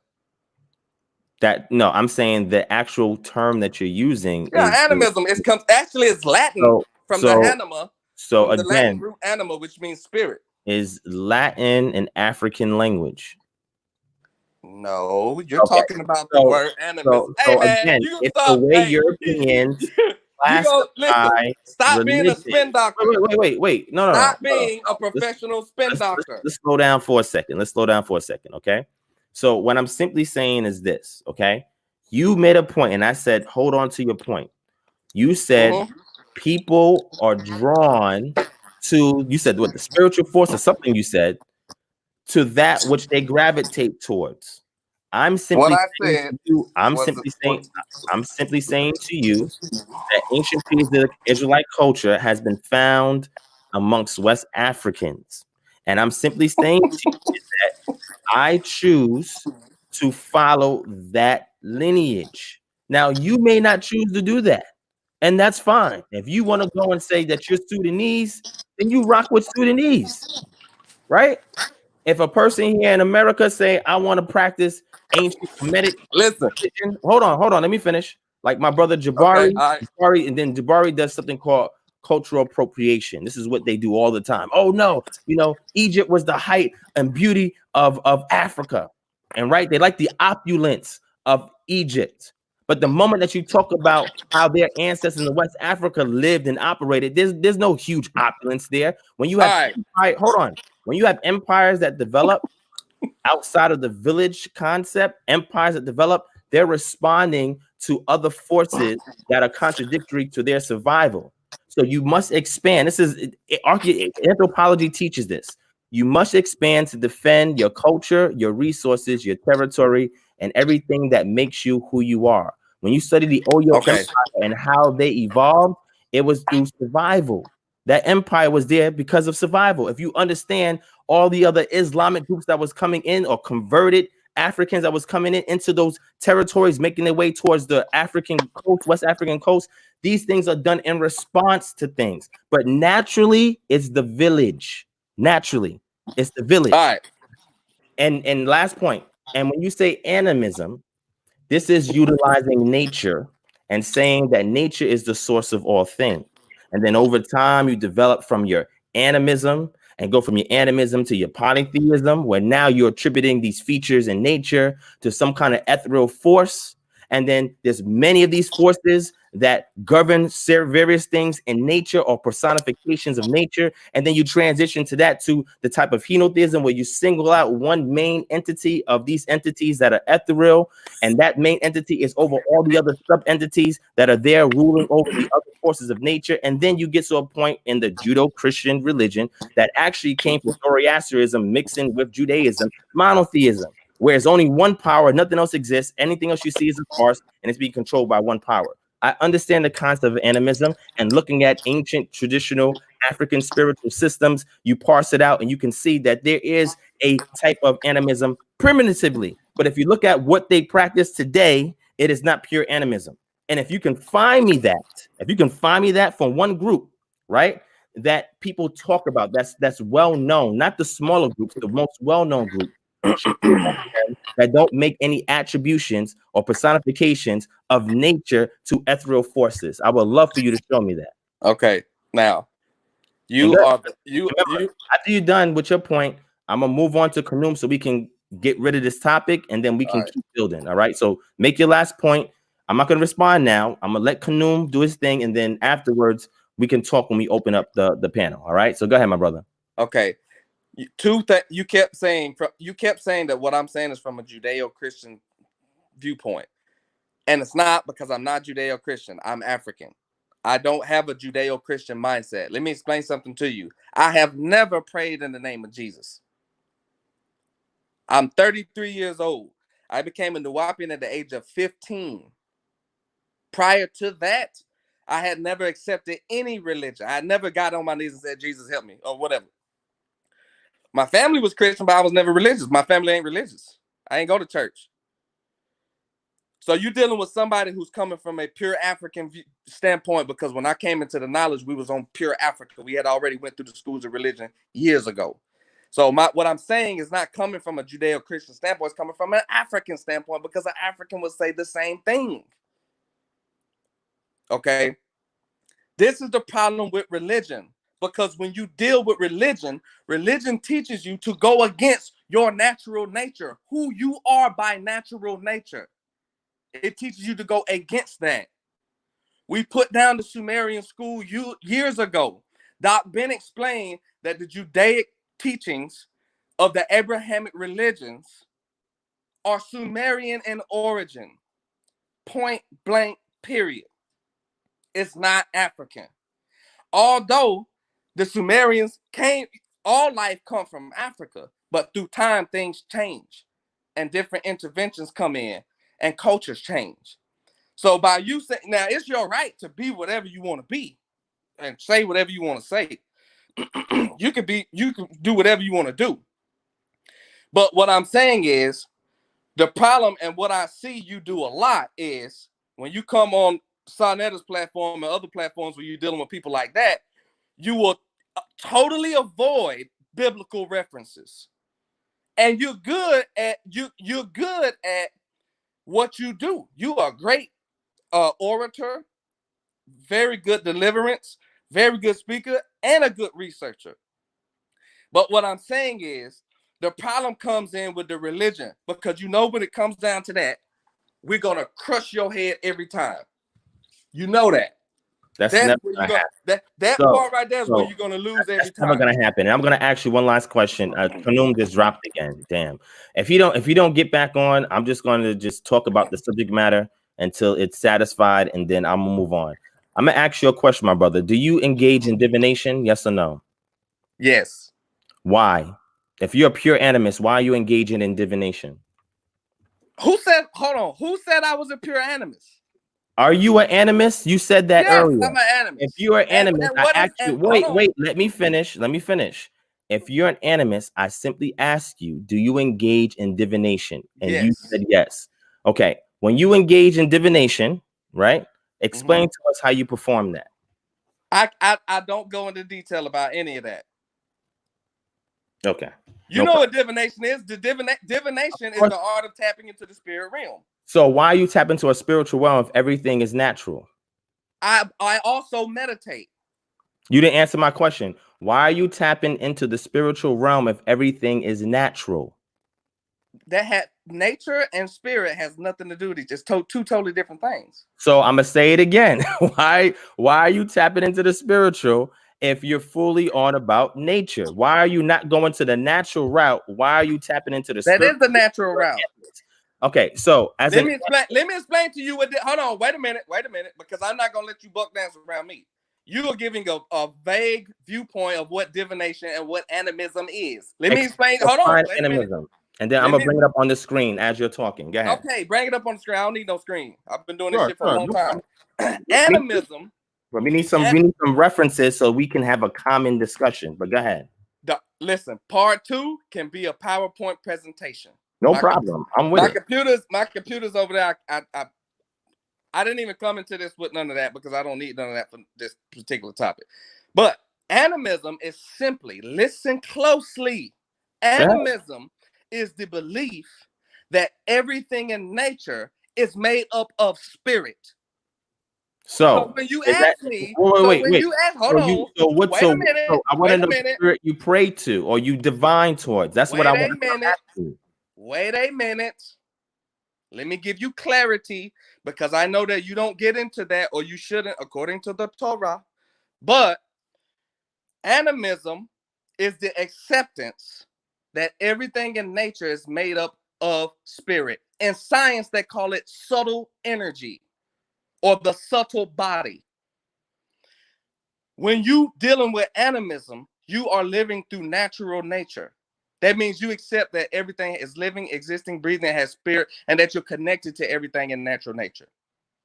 Divination is when you use tools to tap into the spirit realm to communicate, not only to communicate, but for guidance and to actually tap into your own etheric double. It's got nothing to do. It doesn't contradict one another. I knew you were going to use terms like that. Listen. All modern day African tribal religions. I don't like that word. I'm just saying it because that's what everybody know it by. All modern day African tribal religions have these things in concept and have these things in common. Divination system. You got divination systems all over the continent. Number 2, ancestral reverence. Ancestral reverence is a huge part of any bona fide African system. Then you have nature reverence. Nature reverence is animism. So everywhere on the globe, this is a common thread that ties all African systems together. Wait. Abrahamic religion. Wait. Just those 3 things. Because all of that is in what I practice. I said all those 3 things you named is in exactly what I practice. Where in the Torah? Not you see, not that's what you go. Where in the Torah? That's what I'm saying. My culture. Hold on, let's slow down. As long as you keep hold of that, I'm telling you, I'm gonna bust you up every time. No, you're not. Because I am. That's why you keep dodging from that. Because I do hold that's a product of the culture. You'll find literature everywhere. That's a product of plagiarism. Let me finish. That's a product of plagiarism. Let me finish. From the Sumerians. I'm using term plagiarism, which didn't exist during that time period. Nobody was going to court. That's a red herring statement. Boy, come on, man. So this modern term plagiarism is not even used in academic circles when it comes to ancient Near East. Only you are saying that. Other people in the conscious community say that, but academia doesn't use that term. So let me finish what I'm saying. So moving past. Hold on. Moving to past call yourself a scholar means you can belong to the school of Plato. Moving past that. See, now semantics just means the definition or the meanings of particular words. That's all it means. And we're not interchanging anything. So nobody's playing semantics, right? What I'm simply saying is this. I'm saying to you, listen to me. I'm saying to you that number 1, all those things that you mentioned is in the culture I practice, and the written text is a result of the culture that precedes it. So what you get in the literature is something much later than what the culture was already doing. So you have to work deductively from the text back to the origin before it was written in the text. So okay, let me ask you a question. Hold on. Let me ask It's you a question. reflection. It's a reflection of cultural ideas, concepts, customs, practices, beliefs, etc. It is holistic. It is not one single treatise in any which way. So if you're going to reconstruct ancient pre-Israelite culture, the text itself is not enough. It is a foundation to start on. You have to go beyond that in order to fully reconstruct it. Okay, and the thing goes when we start to see literature show up in Samaria and Acadia and Egypt. It's a reflection of the culture. The literature is simply a reflection of the culture. okay, It is not okay. everything that the culture is trying to convey to you. It's a reflection of some of the things that was captured by the elitists of that culture. Okay, and so in summary, you're saying that the Torah is not the word of God. Okay, I don't use terms word of God. I'm saying it was inspired by the patron deity of those people. The same way when we read any literature. And that's what the problem comes. Hold on, slow down. The same way. That's the same thing Christians say. That's the same thing Christians say, that it was inspired by God. This is you saying the word God. I don't like using that. You use that term. What I'm simply saying to is this. I don't use that term. What I'm simply saying to is this. If we go into literature from ancient Kemet, okay, there are tons of references where they're saying they are inspired by a deity, and that what is being written is inspiration for a deity. You also have individuals or certain Nisuk BTs that claim to be half from Ra and half from a woman. We have that. You know, when you look at those big pyramids. That has nothing to do with what we're talking about. Because what they're telling you is also considered by academia would be the word of God. That's your interpretation. You use the term nature. It's your interpretation. That's not what it is. You're saying my interpretation. It's always going to be yours and mine unless we show references.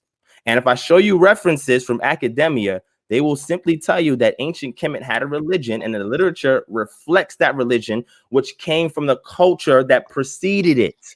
What I'm simply trying to explain to you, when you study the ancient Near East, there's tons of literature where things are attributed to a deity, an ethereal deity. And they believe that what they're writing has been inspired by that deity. This is not nothing foreign in ancient Near East. It's only foreign to people who try to distance certain cultures out and make it distinct when there are similarities. They considered part of the ancient Near Eastern culture. This is not something that was new. Have you read the Moabite stela? Yes or no? And then we're gonna get into stelas in ancient Kemet, because I have a whole list of those stelas. I'm going to show you all of them attributing their literature to a deity, and they are believed that it's the word of that deity that they are writing down. And most of that was done through trance. But anyway, does the Torah does the Torah allow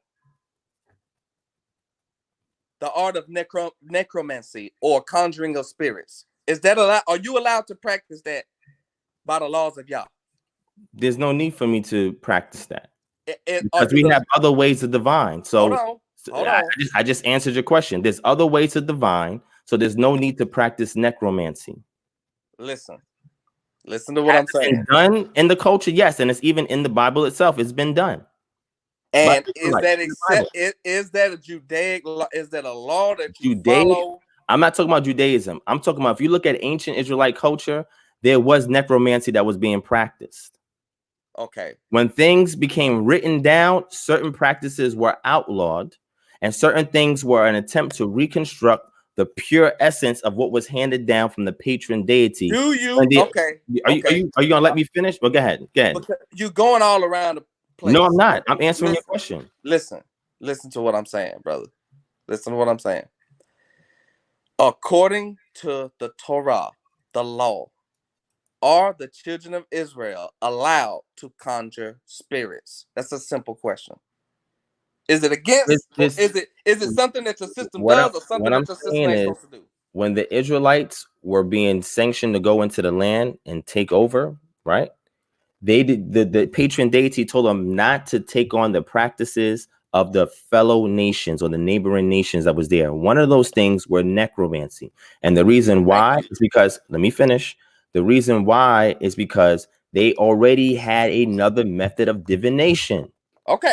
So let me finish. Let me That's finish. fine. Wait, let me I finish. know that. I'm not arguing that. So let me finish. So if I have a particular method of divination in my culture where I can directly communicate with a particular chief deity, then there'd be no need for me to engage with other spirits or disembodied spirits for anything. Do disembodied spirits and do other spirits other than that patron deity have other roles? Yes, they do. But according to what was laid down or was preserved by the culture in written form, they already had their methods of divination, which is your libation pouring, which is your casting lots, and with the way in which you commune with the deity. So there's ways that you can do that where you don't need necromancy. Okay. That's That's fine. That's fine. Necromancy. That's fine. I was just asking the question. Now, and I answered your question. Okay. Now here's my next question.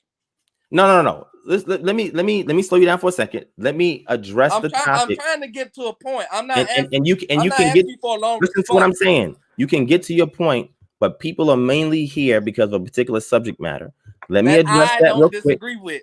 That's fine. Let me address it because again, you was not the one that called this discussion. You were just somebody that was tagged in to help. What I'm saying. Right? Exactly. So what I'm saying is, let me address that real quick because where's Canoe? Is he coming back? I don't know. He's in the chat, so I don't know if he's coming back. What I'm saying is, let me address that a little bit, right? I'm not going to put everything out that I wanted to share with him, but I'm going to put a couple of things out just so I can satisfy the subject matter. And then once that's done, I'm going to open the panel, and then me, you, or whoever else wants to join in, we can have an open discussion about whatever for about 20 minutes or so. Are you okay with that? Where you can open it up by asking whatever question you want to ask me.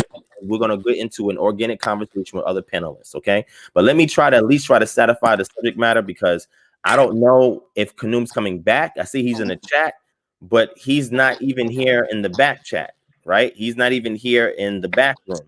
So I don't. Well, listen to this. How about we do this? Out of all fairness, I'm usually never up this late.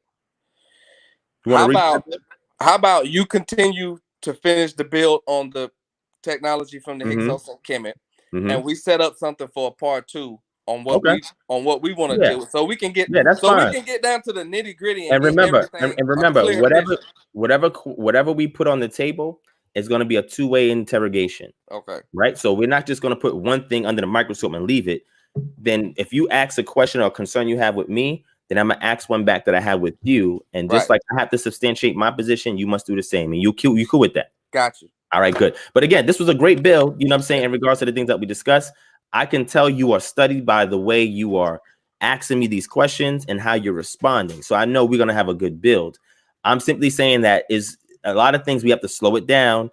And we have to bring some references because people may not be able to follow everything that we're saying. That's why I want to get definitions up. So again, I'm not disagreeing with what you were saying about animism. I just wanted to get into your divination system because I'm gonna show you that it's not really that connected to animism like you believe. But we'll discuss that another day if you're open to talk about your divination system. I'm open to talk about it. Now hold on. I'm not a diviner. You don't have to be a diviner to divine. Okay, well, I'm not. I don't have to be a lawyer to defend myself in court. You know what I'm saying? So, but the reason I speak a lot about divination is because I do study several different systems. But we have our own system. My stepfather is Yoruba, from Lagos, Abuja City, Nigeria. And so I have a lot of knowledge about West African systems as well. So let's keep that on the part 2, the West Africa connection to Kemet as well, because I got some stuff that you will really love to hear about that. So let's do that. And again, I have some stuff on that too that I'm aware of, and I'll bring you some sources. There's been books written on that. Okay. And then I'll show you the affinity in regards to pre-Exilic Israelite culture in West Africa. I'll show you that. And by that time, I have my system back up and running where I can do the screen share and all that. Yeah, no doubt. All right, so I appreciate that, Constance. I'm gonna let you go. Go get some rest, man. You're an old man, my brother. All right. Yeah, I'm an old man. You know, I'll be working 60 hours a week. You know what I'm saying? So I'm gonna let you go, man. Thank you for joining in and trying to help Kanoom out a little bit. Now he's gonna be by himself, you know, so hopefully he can hang. He's right here in the back chat, so I'm gonna give him an opportunity to do his thing. And thank you for your time. Right, man. And we'll reschedule. Get him right. All right, peace. All right, peace. All right, Kanoom, are you there?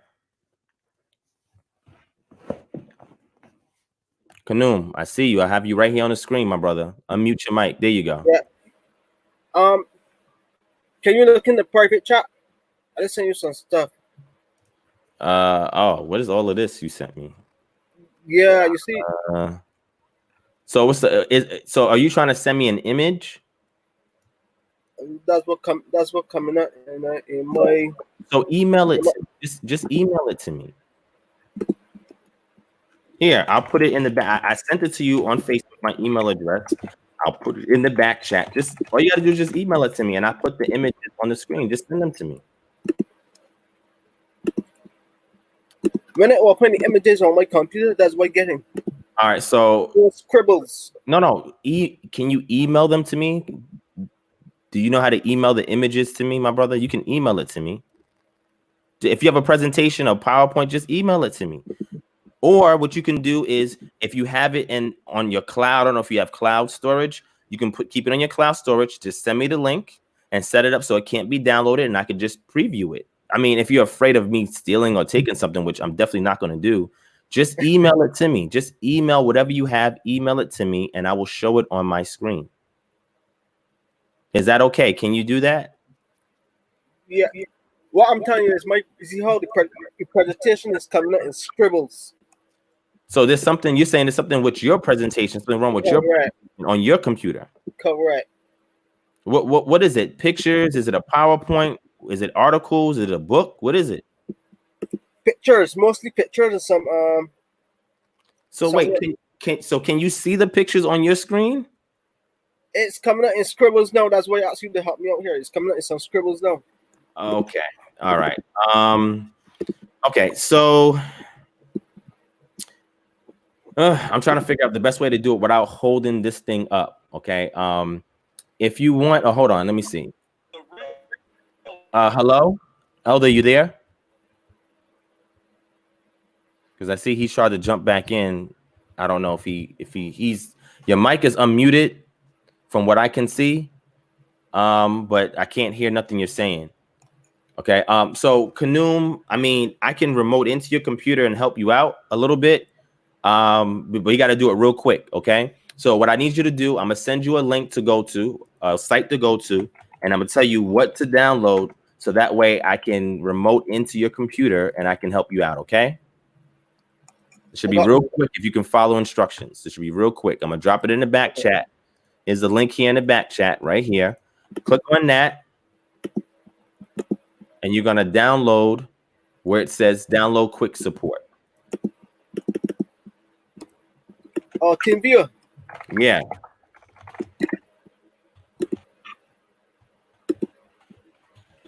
Right. Click on the download quick support button, download that. And then once you're able to launch it in the private chat, send me your ID and password. We're not going to say it over the live air because anybody can get in with TeamViewer, but just give me your ID and password. Once you click and download it, double click it to install it. And once it comes up, it'll give you an ID and a password. Put that in the private chat. I'm going to log in and I'm going to try to help you with the screen share and see what's going on with your images. I'm not sure what's going on with your images. All right. So family, and for those of you who are still watching, please hit that thumbs up button. Hit that thumbs up button for those who are still watching. Hit that subscribe button if you're brand new, and make sure you share this video. Okay. So shout out to my brother Kevin G there in the chat. Jordan's Cadet in the chat. What's going on? Let me see who else is in here. Moriel Fall, you said that I didn't respond to your email. Just sound it to me again. Just sound it to me. All right. Let me see. Shout out to Joshua Williams in the chat. Back today in the chat. Let me see. Who else do I see in here that I didn't shout out? Reckless Animosity, Fly After Realm, Hebrew Unity and Truth, John Williams. I think this is everybody. 12 Pearls. All right, yeah, that's everybody from as far as I can go back. So hopefully I gave everybody a shout out who needed a shout out. So again, I'm just waiting for you to give me that information in the back chat. Let me resolve this real quick because now we're over 2 hours and 8 minutes, and then really even get into the meat and potatoes. Do I choose commercial or personal? Personal. Yeah, you're getting closer. You're getting closer. So you'll have the ID and password. Drop it in the private chat. I'm gonna jump right in. I'm gonna try and fix it for you.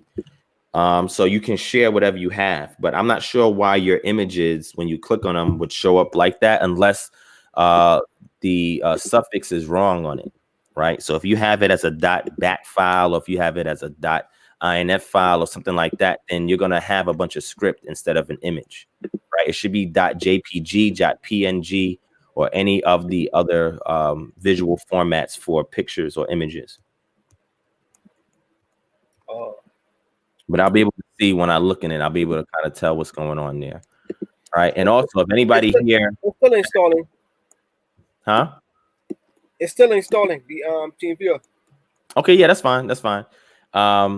So if anybody here is interested in IT services, y'all need help with it, just email me, kingdomharbor@gmail.com. I have a small business where I do computer repair and I do computer builds where I actually build computers from scratch. And if you have an issue with your computer, help to repair the computer. If you have an issue with malware, I can help remove malware. Even if it's in the registry, we can get those rooted out.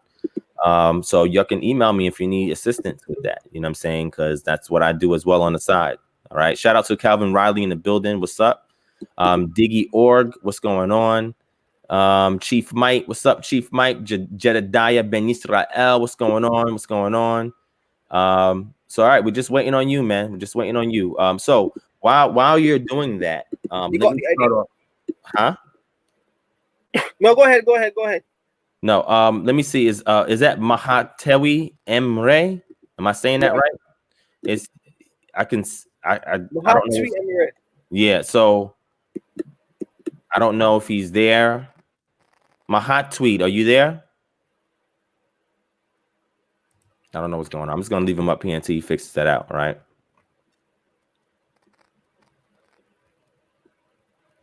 This guy said I could be working for the government. What is this guy talking about? All right, so Jedediah, I don't know if you understand how remote sessions work, right? There's two-way authentication, right? I don't know if you know how it works. The moment that he provides an ID and password is for one session. That means the moment he clicks close and he ends the session, I can no longer get into his computer unless he provides me another password to open up another session. There are things in place, vanguards in place to protect against those things.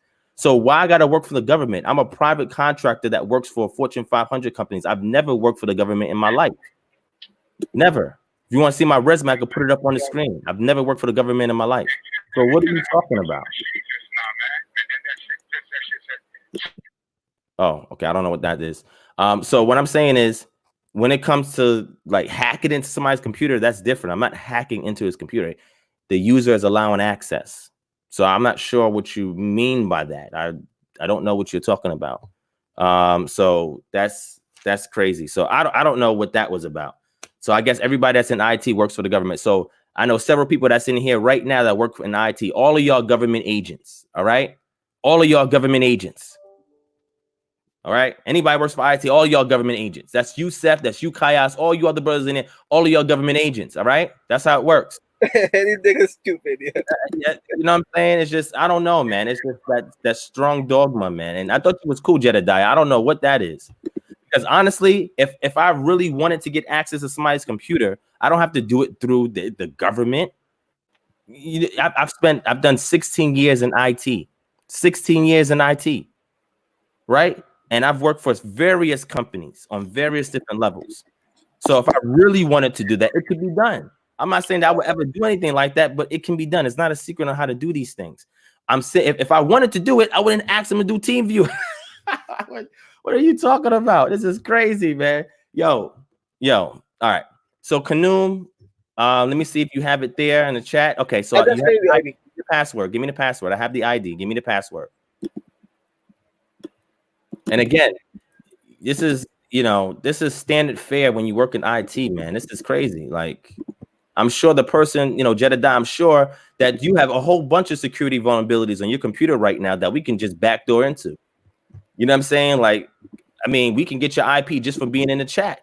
and you don't have to work for the government to do that. You got a front-facing IP, and that's how you interfacing with YouTube right now. So I don't understand. Ain't nobody trying to get into your computer or anybody's computer. It's not that serious. What?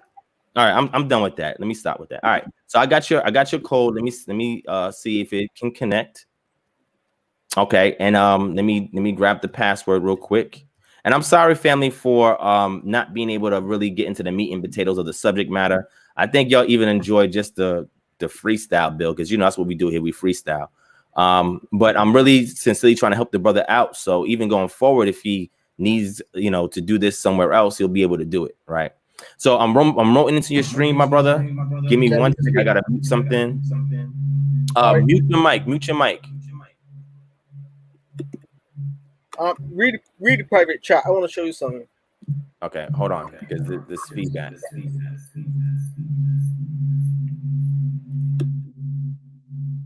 Hold on 1 second.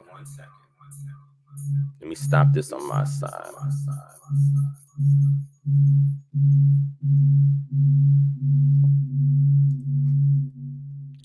All right, I still hear feedback on your end, but let me look at it real quick. Just mute your mic.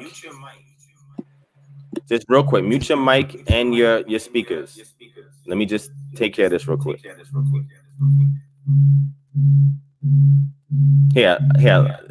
Let me do it. If I have your permission, let me do it. I'm gonna do it real quick. Let me just.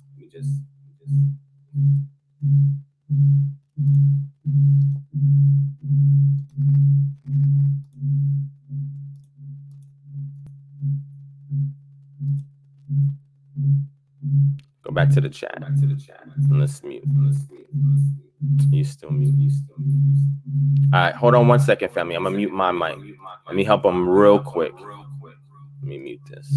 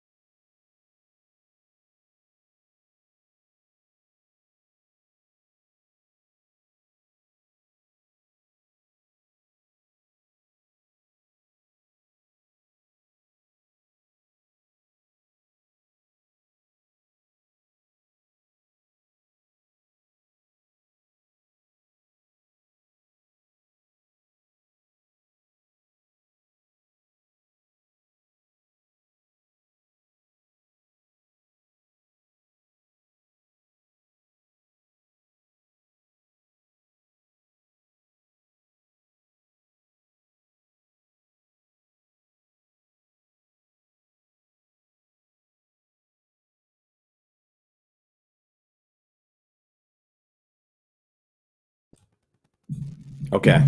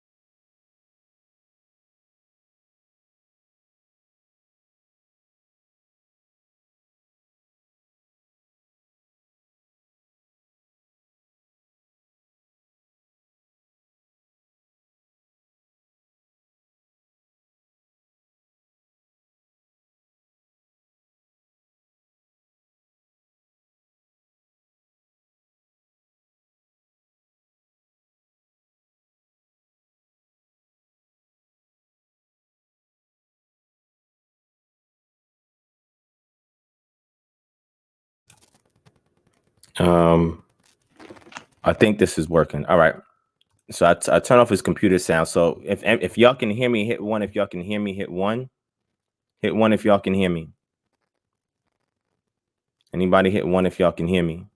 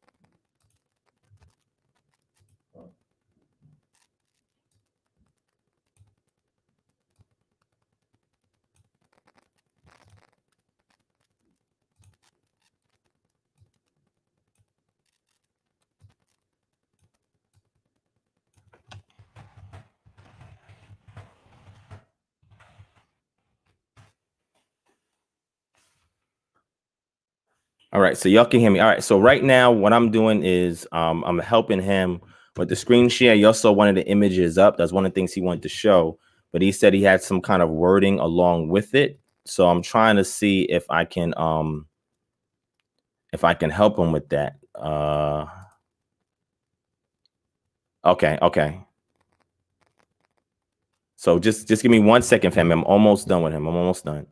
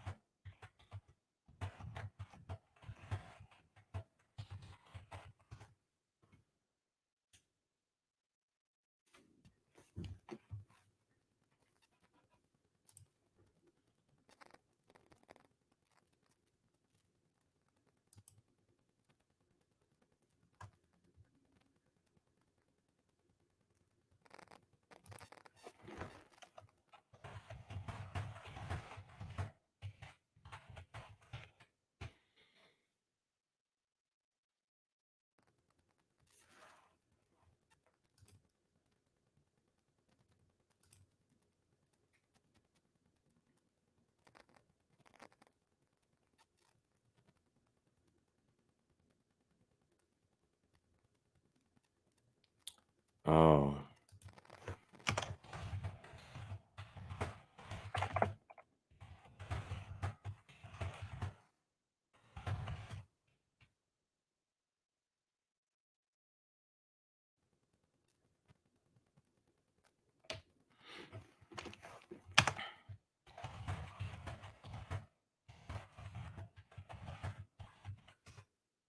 All right, so he's about to get that information. So while he's doing that, I think I'm going to finish the discussion. Oh, we got Dagger Squad in the building. Can I get the link? Yes, at the end, soon as I can get him up and running. If not, I may have to cut this short because this has been 2 hours and 25 minutes and we really didn't even get into the meat and potatoes of anything. But I mean, if he's able to get it working, then yeah, as soon as we're done, I can open it up. Are y'all okay with us going for another 45 minutes, an hour? Are y'all okay for me to open it up, after we do our back and forth? So it could be open panel. If y'all are okay with that, hit 1. Let me know if y'all okay with that. Hit 1 if y'all are okay with that. Because I know it's kind of late. So if y'all are okay with that, I'll go for another hour. If not, we can do this at another time once the brother gets everything up. I didn't know he was gonna have these problems. So I do apologize for that, family. So I'm just waiting on him to get the file. He said it's some kind of file. All right, y'all said, okay. All right, cool. So those of you who are watching this after the fact, if you see how long the video is, it's because the chat room has spoken. So I'm just catering to them since they're here right now. You know what I'm saying? So yeah, at the end, I'm gonna send the link for panel discussion. If y'all want to call in, I guess y'all can call in as well. But I really wanted to stick to the subject matter because again, we already veered off of it with me and Kansu was speaking. So I just want to stay right where the subject matter is and discuss it. Okay. So if y'all okay with that, that's fine. So I'm just waiting on Kanum. I can start while he's trying to get this file he's waiting on. So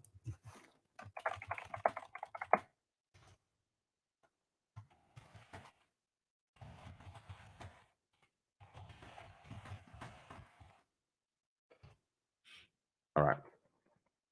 So hopefully he'll be able to get that together. I'm just waiting on him to do his part.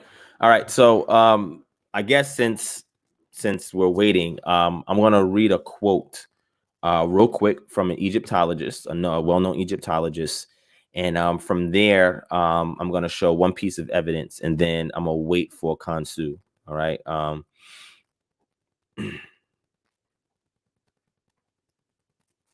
So Isa Learning says, Kansu asked you a yes or no question, and I answered no. I said, no, it's not allowed in the culture because there's other forms of divination. And those are the things that were being done by the nations around them. So I answered that question. And you said, why did I give qualifiers? It's because I have to give context.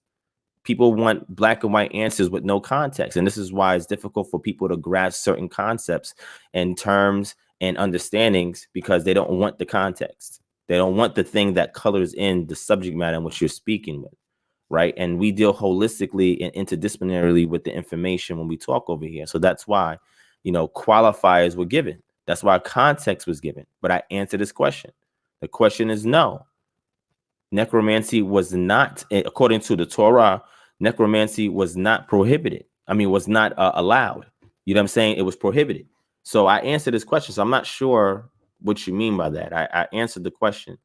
But again, you gotta understand a line of questioning that's being given to you by people that are trying to make their point. And there's certain logical fallacies that's caused, guardrails, fallacies where their objective is to guide you towards a particular answer. So that way they can hem you in and have you succeed to what it is that they're saying. When you spot that, then you have to give qualifiers or context. So they have to deal with the entire context and not just a direct yes or no. But even to his liking, I gave him an answer, and then I went ahead and qualified. Since qualifying first and then giving a yes or no wasn't enough, I then gave him the yes or no answer, and then he allowed me the opportunity to qualify, because a lot of times what people will do is they won't allow you to do that. So that's why it was done in that format. Okay, so hopefully you understand. I never advocated for necromancy in regards to Israelite culture. I've advocated for libation pouring. I've advocated for casting lots, and I've advocated for what people call prayer, which is actually an appeal to the deity, right? And it's not in the Western form that you think it is today. All of that was forms of divination, right? So that's why I have to give qualifications, because there's unique things that are distinct when it comes from one culture to another. And if you don't lay these things out as qualifiers, then a person is simply going to go based on their presuppositions when dealing with you. And it's going to be very difficult to show them the holistic approach that you take in regards to your studies. All right. So let me go ahead and start. Let me go ahead and start with the quote. So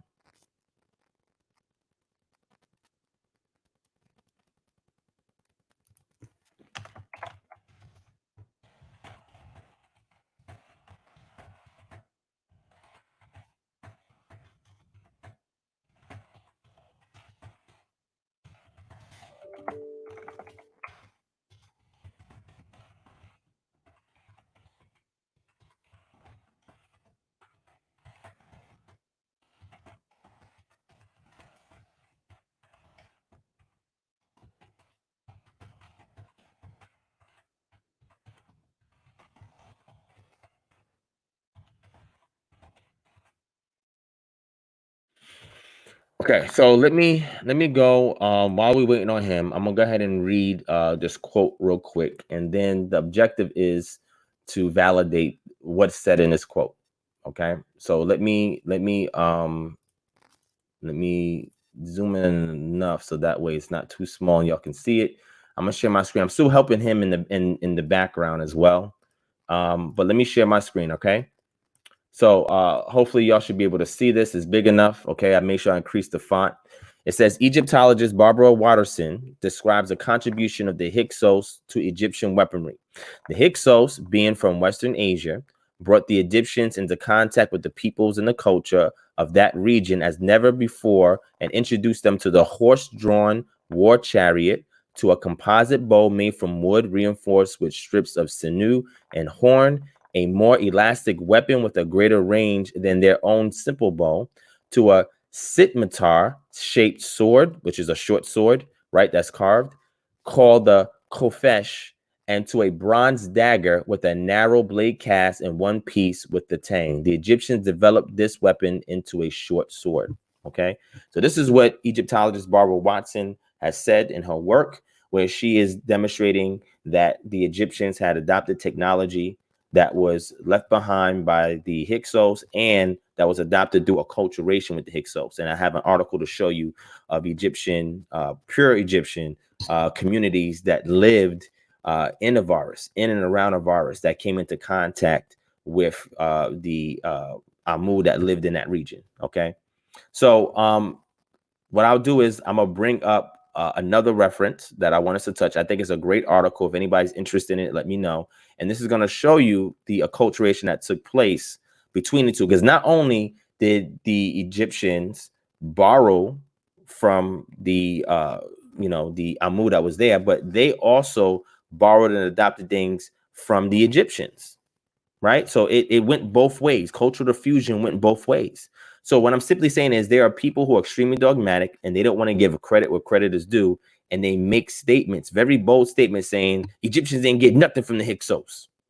And I'm like, well, then you obviously are not really thoroughly studied in this arena, right? And it shows, and it's okay. What I do at that point is I demonstrate my understanding of it. I show the sources and I give them the sources so they can study and look it over. Okay. So let me show you an article on acculturation while we wait for Khnum to get things together. Okay. All right. So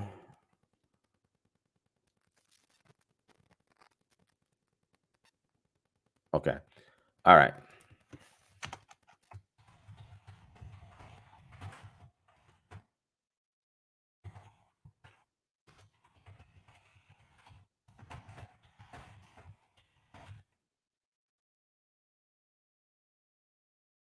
All right. So I exited out. So pretty much what's going on here, he's still having difficulty. He said that he had a file that was on his computer, a Word document. And what happened was the presentation he was going to share, the elder had helped him with it. And they did it on his computer. So it was a local file on his computer, and his computer crashed. And he went to go restore the computer because he wasn't able to back up that file. He went to go restore the computer and saw that when he tried to open the file, it was corrupted, right? And that's why he's getting a whole bunch of gibberish when he's trying to open it, which means data was rewritten over where that was stored at. I don't know if he has an SSD or if he's using a hard disk drive, but wherever it was stored at, when he did the restore, it wrote over that file. So he's unable to restore it. Now we got tools. I got tools that can work on attempting to restore that, but that's really going to extend any effort today. As far as time is concerned, it's going to extend the effort on my behalf. And it's going to take up time. So I'm not going to do it right now. So he's asking, Khnum, he's there. Khnum, can you hear me? Yeah. If you can hear me, Khnum, get back to the session. I'm here. I can't hear you though. So unmute your mic. Hey, on mute. Huh? It's on mute. Yeah, I can't hear you now, Khnum. Jesus. I can see you perfectly. I just can't hear you. You can hear me now? So let me drop you out. Yeah, Come back. Let me drop you. Come back in, okay? I'm gonna drop you. Go back to Facebook. Click on the link and come back in. I'm gonna drop you real quick. All right. So So let me show you another article. And again, oh, y'all say you can hear him, so it must be me then. Let me see if it's me. Oh, it was me. My bad. Yo, Kanum, if you're watching this, come back in. That was my fault. I had muted. There you go. I had muted the tab. My bad. All right, there you go. All right, say something again. Can you hear me now? Yeah, I can hear you now. Okay. So you want to reschedule? You said, right? For tomorrow. For tomorrow night. All right. So you're gonna test everything out before we go live tomorrow, right? I'm gonna make sure everything's working. You promise? For sure. Okay, I'm gonna take your word on it. All right. So if you want, you can still stay on if you want, right? Because I'm gonna share a little bit of information just to close this out. And then I guess tomorrow we can do part 2. Hopefully you can help the elder as well, so he can get his computer situation together. If not, y'all can contact me sometime tomorrow before the session, and I can help y'all get everything together with a remote session like we just did. Okay. All right. Yeah. Because I want if he wants to come on, I want to make sure I can help him get on too, right? Because that will work better. But it's okay. All right. So I just read something real quick. You see it on the screen. If you want to hang, you can. Canoe. If you want to drop, it's okay. But let me make sure. I'm gonna hang. Okay, cool. Something all through. Yeah. I'll give you. Whatever I show here, if you want it, I'll send it to you so you have it when we have our discourse. Okay? Because I don't like ambush scholarship, right? All right. Let me mute you real quick. All right. So what I'm going to do, families, I'm going to show a few sources, not everything. I'm going to show a few sources to try and get you guys to understand what's going on here and the things that Kanum will have to refute. Okay. What I'm showing you right here is a secondary source, right, by an expert Egyptologist, right, who's done work in this realm. And remember, the wealth of data that we get in regards to the Hyksos or the Asiatics or the Amu that lived in the region of Avaris comes from Manfred Bitek. And if you're not reading Manfred Bitek's work and not familiar with all his papers that he has written, the book that he's released in 1991, and all the excavation reports, then this subject matter is not going to be for you, whoever it is trying to dive into this, okay? Adanya Haor says, what time tomorrow? So tomorrow will probably be the same time, around 11 p.m. All right, 11 p.m. tomorrow. Hopefully y'all can come back in. We lost like 30-something people when I said that, but it's okay. Hopefully y'all can come back in tomorrow. I'll put the link back up. It'll be part 2. I'll label this as part 1. So part 2 is gonna happen well later on today. Why am I saying tomorrow? Today is Saturday already, right? So anyway, I put up a source here because I just want to generalize what it is that I'm going to get into. And I'm going to show you how we're able to determine that these items that we see here that was indigenous to the, Amu that came into Avaris, or the Hyksos that came into Avaris, how do we know that they brought this technology into ancient Egypt? And how do we know that ancient Egypt adopted it from them? You got to remember, 2 things I'm going to say real quick. And again, these things I can validate with all my sources.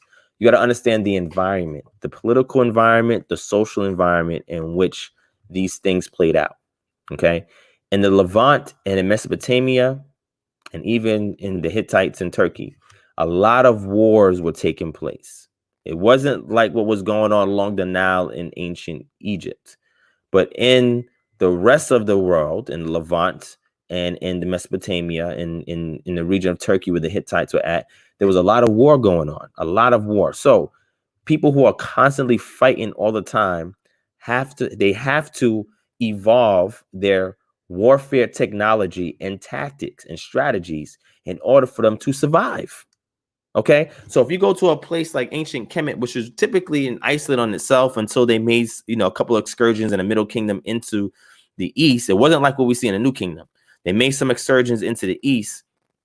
They had what's called a single bow. And we know this because we look at reliefs that are there that was painted in the Middle Kingdom period. We know all the weapons that the Egyptians had in the Middle period before the intermediate period, the second intermediate period. We know all the technology, warfare technology that they had. And I have several books on this.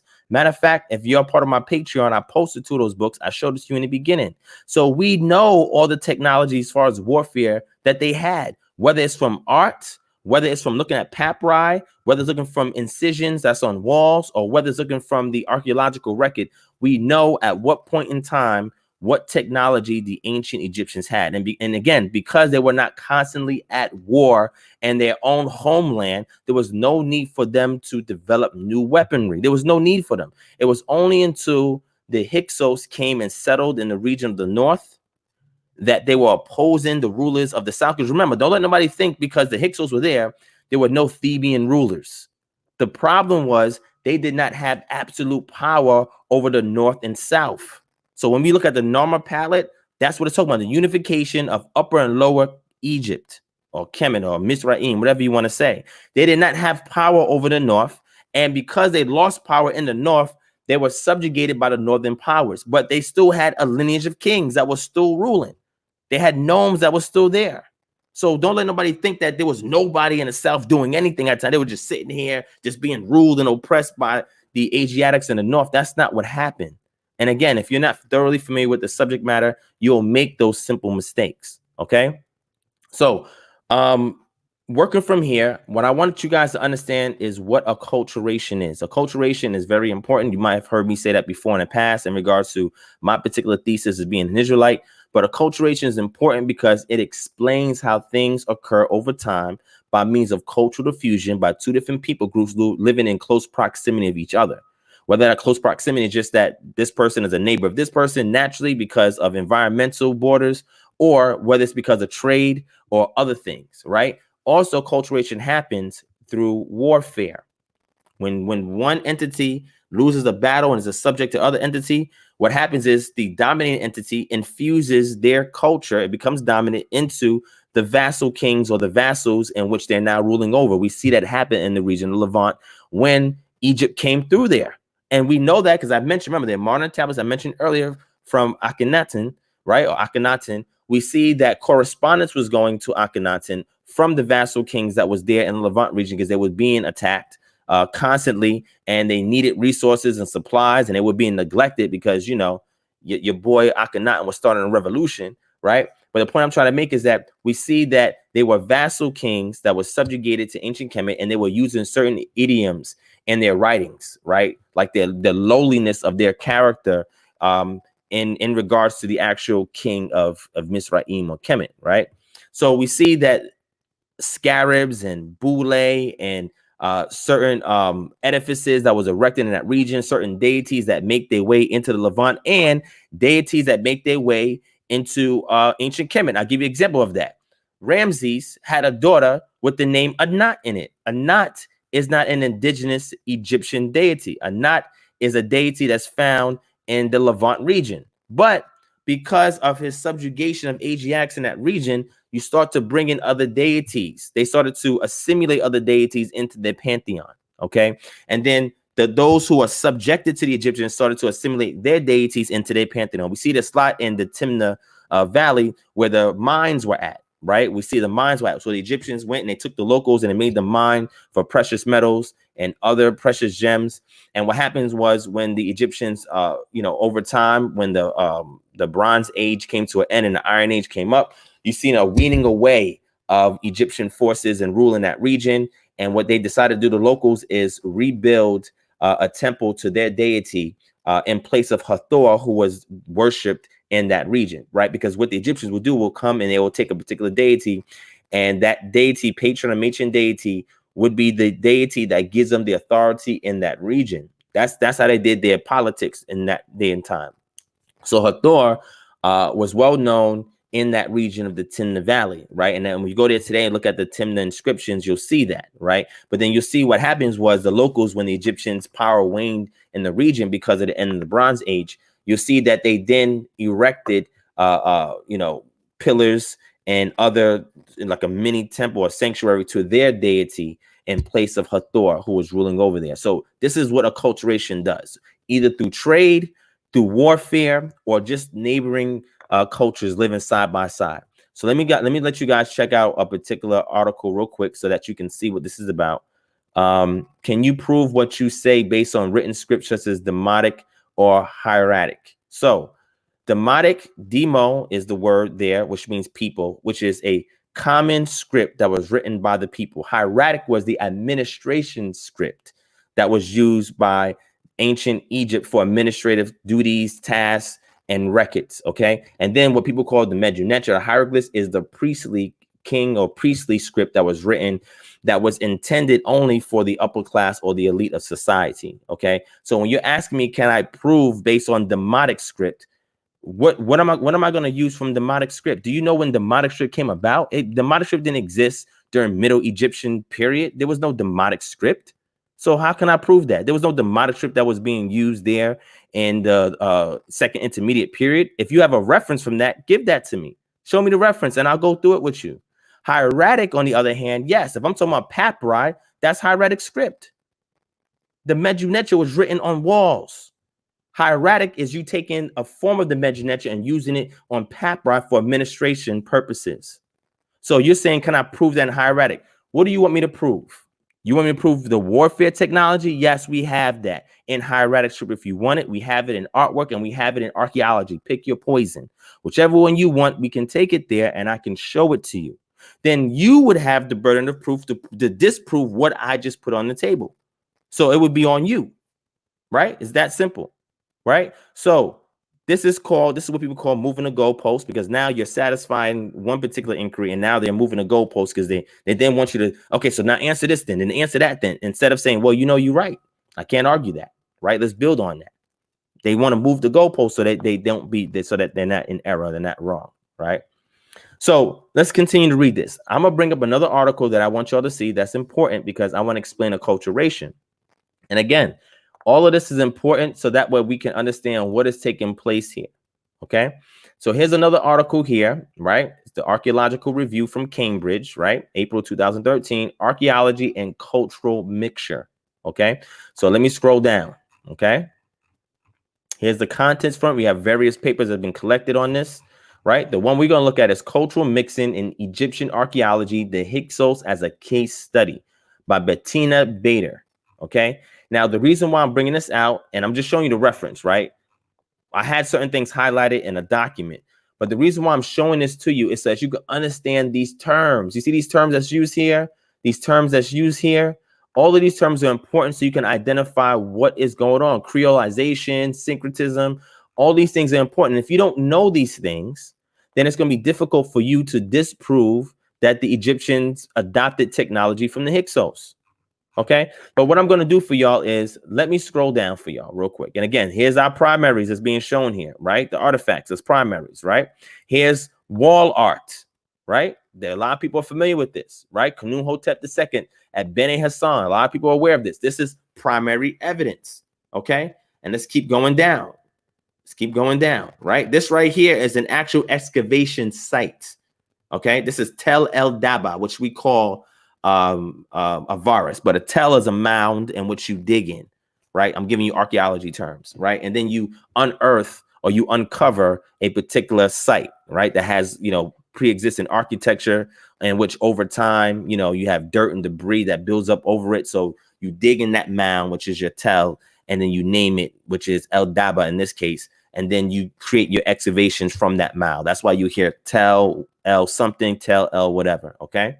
So archaeological objects resulting from cultural mixing in the Hyksos period from the 15th century. From stratigraphic phase E2 onwards, i.e. the beginning of the 15th dynasty, a whole range of pottery with a mixture of Egyptian and Syro-Palestinian traits appears relatively suddenly in a long stratigraphic sequence, in contrast to Memphis, for example, which is further south.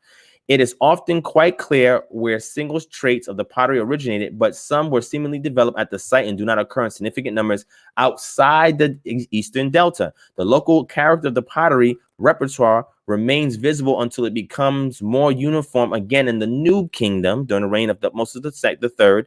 This later development may have to do with increasing state control over the pottery industry or the advent of a new generation of potters all over Egypt who are responsible for subtle innovations. Similarly, the manufacture of scarabs, which I mentioned earlier, I have tons of articles on scarabs and boule, show local features with some affinities to what? Syria, Palestine, and others to Egypt. At the beginning of the 15th dynasty, some new scarab types were first imported into Avaris from Syria, Palestine, and shortly thereafter imitated by local seal cutters. The scant inscriptional evidence from the site leaves no doubt about the regular use of Egyptian language in the official records of this period. Unfortunately, it is impossible to reconstruct the vernacular at the site, which might have provided clues about the potential mixture of languages, because even if nothing material travels with an immigrant, his or her language does. And this is what I was talking about to Kansu about in regards to cognates, that you can only trace something based on the written material that you have, because we cannot bring these people back up from the dead and interrogate them and listen to the vernacular in which they're speaking in the native tongue that they're using in that region. We cannot do that, right? So you can make speculations, right? You can make assertions, but at the end of the day, we don't know with 100% certainty, right? Unless there's some form of writing that reflects that. Okay, it goes into the interpretation of cultural mixing and Avaris.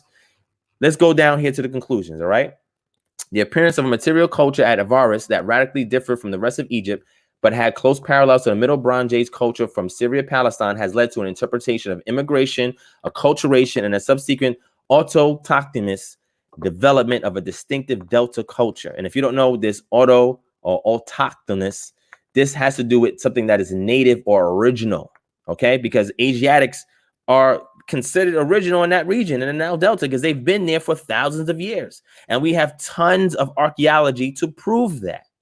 People say, oh, they was invaders. They came at the last bit of the Middle King. No, they did not. Asiatics have been living there for a long time. Even looking at the Narmer palette, you see that it was a fight against them and the Northerners. Those Northerners has been there for thousands of years. Hundreds of thousands of years. We have the evidence of that, right? So continue to read. It says, indeed, in archaeology, it is often extremely problematic, if not possible, to assign ethnic natives to ancient peoples, and the inhabitants of Avaris are certainly no exception in this respect. Making a distinction according to the binary categories Egyptian and Syro-Palestinian in Avaris during the Hyksos period seems futile, even though Egyptian texts and representations prove that the Egyptians, at least on an ideological level, distinguish themselves phenotypically from Syro-Palestinians and others. Interestingly, the Hyksos period was regarded in retrospect as a time of lawlessness, sin, and turmoil, right? You have your reference down here, bibliography. See, for example, the inscription of Queen Hatshepsut and Speos Artemidos, right? That's the source right there. This is your footnotes. This is your bibliography, right?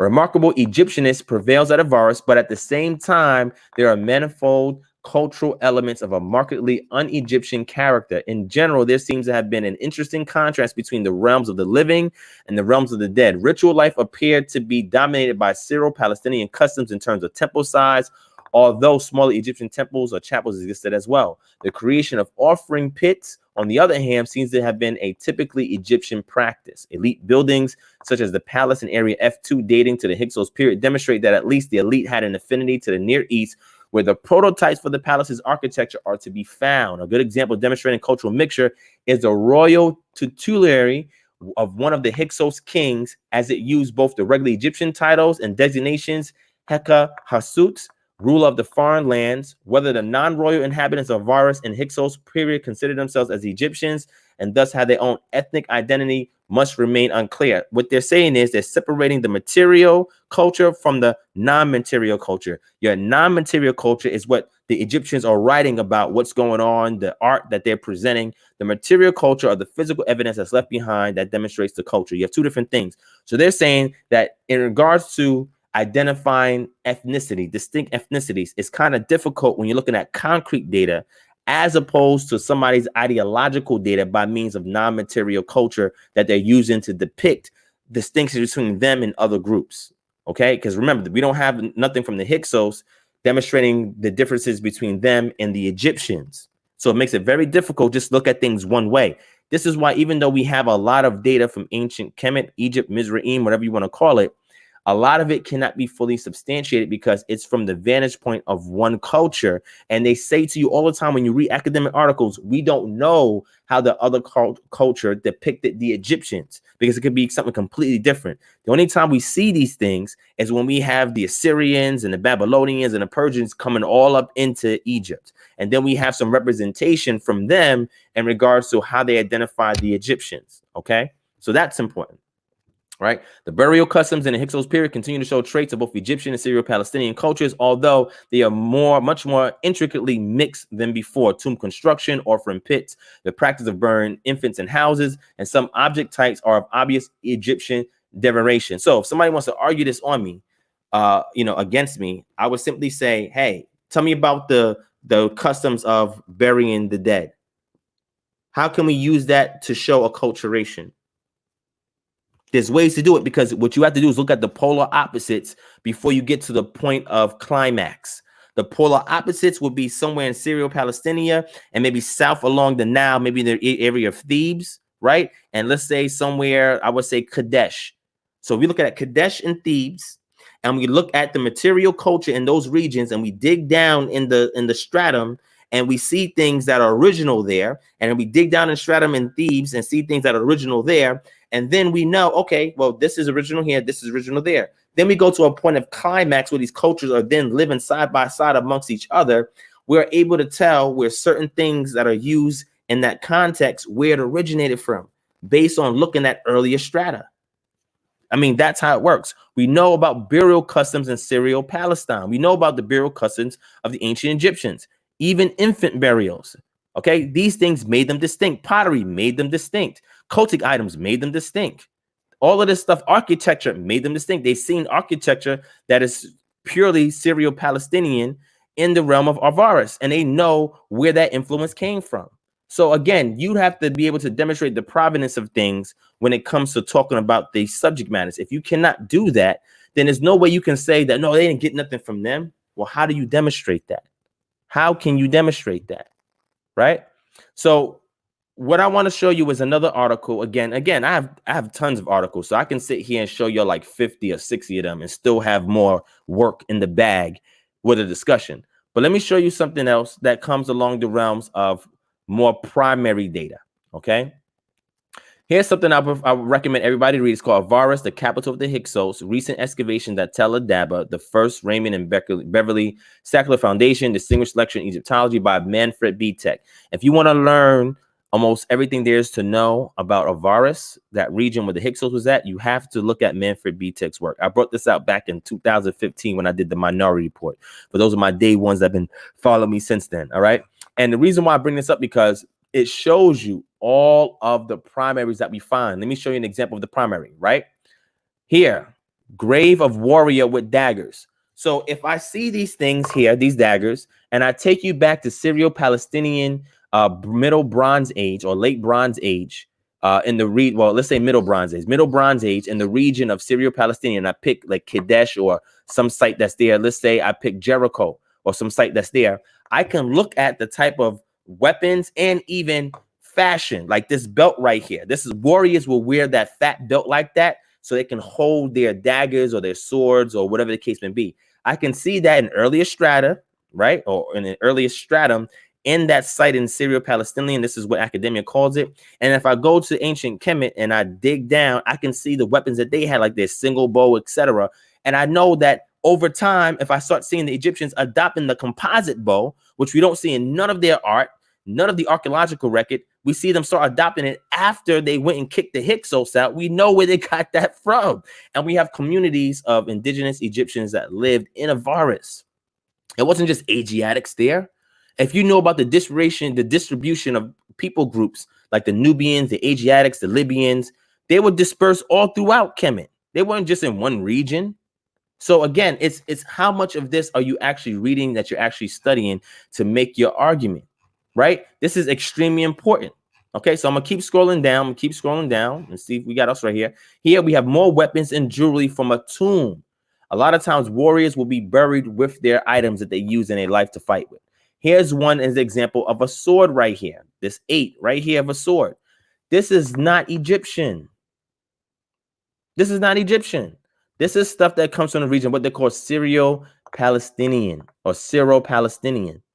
So again, a person would have to show me, again, you'd have to tell me Hey, I'm gonna show you a record or a source, a primary source, concrete source from an excavation in situ, not something that was found on some random black antiquities market, but something that was found in situ by an archaeological team during an excavation and shows up in a report. The same way where a doctor goes to diagnose you, he has to write a diagnosis report.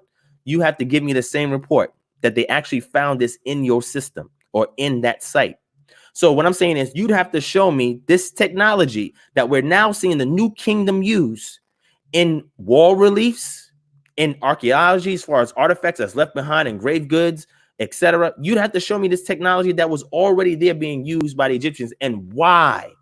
Why would the Egyptians have this advanced warfare technology if they're not fighting all the time? It's very rare that you have all of these skirmishes in-house. That's why when the first intermediate period happened, when things broke down, or before the first intermediate period, the situation with Narmer, you had some fighting, but once things were unified, it stayed like that for a lengthy period of time. There was not a lot of warfare. Not a lot of warfare. Now, sometimes there would be like small local skirmishes that would come up, but you're not fighting every day. You know what I'm saying? If you're fighting every day, you're going to have to develop armor. I want you to show me chest armor. Show me the chest armor in the Middle Kingdom from the Egyptians. Show me depictions of their chest armor. And then show me depiction of the chest armor during the New Kingdom period. You got to show me this. Demonstrate for me that you understand this technology. Understand that. Understand that. If you don't understand that and you can't show that, then there's no need for us to even have this dialogue. Because how can you substantiate what you're saying? From what? Where are you going to go? I'm showing you the consensus that's there in this realm. You can disagree with the consensus. I do from time to time, but I'm able to show why I disagree. And I show you that there's other people in academia that also disagree with the consensus as well, because they come to the same conclusions that I've arrived at through my independent studies. So I can lean on those sources as well. So what I'm saying is you have to actually be looking at these excavation reports in order to tell me that, no, this is not true. No, that's not true. And it's like, yo, are you going to show me pottery? Are you going to show me weapons? What are you going to show me? Cultic items, burial goods? I mean, show me. All right. So this right here, what we're looking at, this right here is the Nile Delta region. Okay. That you see here on the screen. Heliopolis is here. Helio refers to the sun. Polis means to a polity, a city, or state, whatever. This is the city of the sun. Then you have your Tel El what? Yehuda or Yehudiah. And then what we're going to look for, the Tel Adaba, which will be right here. This is where Avaris is at. Tel El Daba, right here. This is where Avaris is. So you can see, as opposed to Heliopolis right here, which is a well-known southern or upper Egypt city, in relation to Tel El Daba, which is right here, right? This is where the Hyksos was at. And this right here, Heliopolis and on down, is where we get the rules of the kings of the south. Okay. So again, if we're going to look at communities, can you show me indigenous Egyptian communities in Avaris? And if so, what evidence do we have of that? I'll give you another example. When the Thutmose dynasty made their way into Avaris, they established a naval base there. It's a pharaonic naval base. It's very interesting because we have Minoan artwork in there, right? Which is crazy because these are white folks jumping around with leopards and all this craziness. That's in a palace. That's an Egyptian palace that's right there in Avaris. I brought this out before on Sinetta. He was like, no, Divine, we're not going to get into that. It's really funny, man. It's like really white people that's like jumping on leopards and so forth. And we see this art in Crete, where the Minoans came from and so forth. So it's really eye-opening when you see this thing like, oh, what is this doing here? And there's even some circumstantial evidence to say that the Egyptians were marrying these individuals from the Aegean Sea civilizations. And this is how the art made its way in there, through an intermarriage because of a treaty that was done. So again, this is through tons of combing through this data, reading it, understanding it, and being able to convey it. You understand what I'm saying? So let me give you another source. Again, I got tons of these. I read this stuff all the time. I got books. Let me show you some books. I just showed it. These books are available on my Patreon. Let me show you some books that you have to read first. And again, I'm going to show you how fair I am. Whatever I show, if the brother asks, I'll send it to him. I'll send it to him so he can cross-examine what I'm saying and be able to refute, or at the very least, rebut what it is that I'm saying, right? That's how fair I am. That's how confident I am in the data that's here and how I can explicate it for y'all to absorb it, because I know this thing. I don't even need to use this. But you know what happens in the conscious community? If you're an Israelite and you're talking off the dome, you pseudo. You pseudo. Yo, do y'all want to see that Minoan artwork in the Pharaonic naval base during the Thutmose dynasty with these white folk jumping on leopards and so forth? It's crazy, man. It's crazy. And they're like, well, why is this art? Like, the entire palace is paved with this artwork. And Manfred Bitek was the one that discovered it. It's like, yo, what is this artwork doing there? They got white folk jumping on leopards and craziness that you, I ain't gonna say craziness, it's part of their culture, that you find in the Aegean Sea civilizations. What the heck is that doing in a Pharaonic naval base with a throne room? It's in the throne room. Because remember, Ramses II, where was Ramses II, a city that he ruled from? Where did he rule from? The northern district of Avaris. That's where he relocated to. You know, maybe people in conscious community said, no, you know, Ramses was further and further down the Nile. I'm like, yo, what are you reading, man? Like, you don't even know this information. Like, how are we even talking about this? But let me show you some a book on warfare. And I think this is good because this will help the brother out. Okay, let me show you some books on warfare. All right, here's an excellent book right here on warfare. All right, it's called Warfare and History, Warfare in the Ancient Near East to 1600 BC.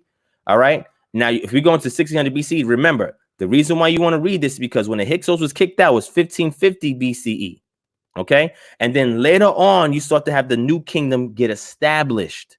So this stops right before the Hyksos was kicked out, which means it's going to have all the evidence that we need to see what type of weaponry that the Egyptians had before the new kingdom dawned. So you telling me you can find a composite bow in there, the penetrating axe in there? You tell me that you can find the bronze dagger in there, the short sword that they developed from Hyksos technology? You tell me that I can find all those items in here? Okay, so you got to read this book. Look at the war chariots that they use. The difference between the chariots they use during the Middle Kingdom and then what they start to use during the New Kingdom and what was being used before they improved their technology. Because remind you, they're going into the East to keep the Hyksos from coming back. So they got to fight. So when you go on a fight, because remember, they were subdued by the Hyksos. The Hyksos was winning some battles because of technology. The Egyptians are running out there with little to no body armor against people that got full plates of body armor. They shoot arrows in them with a single bow and they're just hitting them and bouncing off. The Egyptians like, yo, what the heck is going on? Like, these dudes what are they even human? So a lot of archaeologists and scholars, they kind of like do like these reconstructions, and they say, you know, I can imagine what was going on in the mind of these Egyptians going to fight these Asiatics, and these Asiatics are built for war. Like, even to the point where they're soldiers. They picked the strongest people, the most brutish people, but they were smart though, because they knew warfare and strategy to go and fight. Like, you got to look at their strategies. Right. So when they got into close combat, they had that short dagger that they could pull right out that belt I showed you and just hit you right into the side. Like, when you understand how they were really fighting, you got to understand this is why the Egyptians did not have that advanced technology, because they were not constantly in warfare. So you have to show me there was constant warfare to necessitate the development or the advancement in warfare technology. You have to prove that. And if you can't prove that, then I don't see how this is going to work. Okay. Again, family, this is in the Patreon. I got a repository in the Patreon with all of these books. Okay. Or just email me and I'll send it to you. Right. So let me show you another book that you have to read. And again, I have tons of these things, not just one or two. I have tons of these books. Let me show you another book that you need to go see. Here's another book. All right.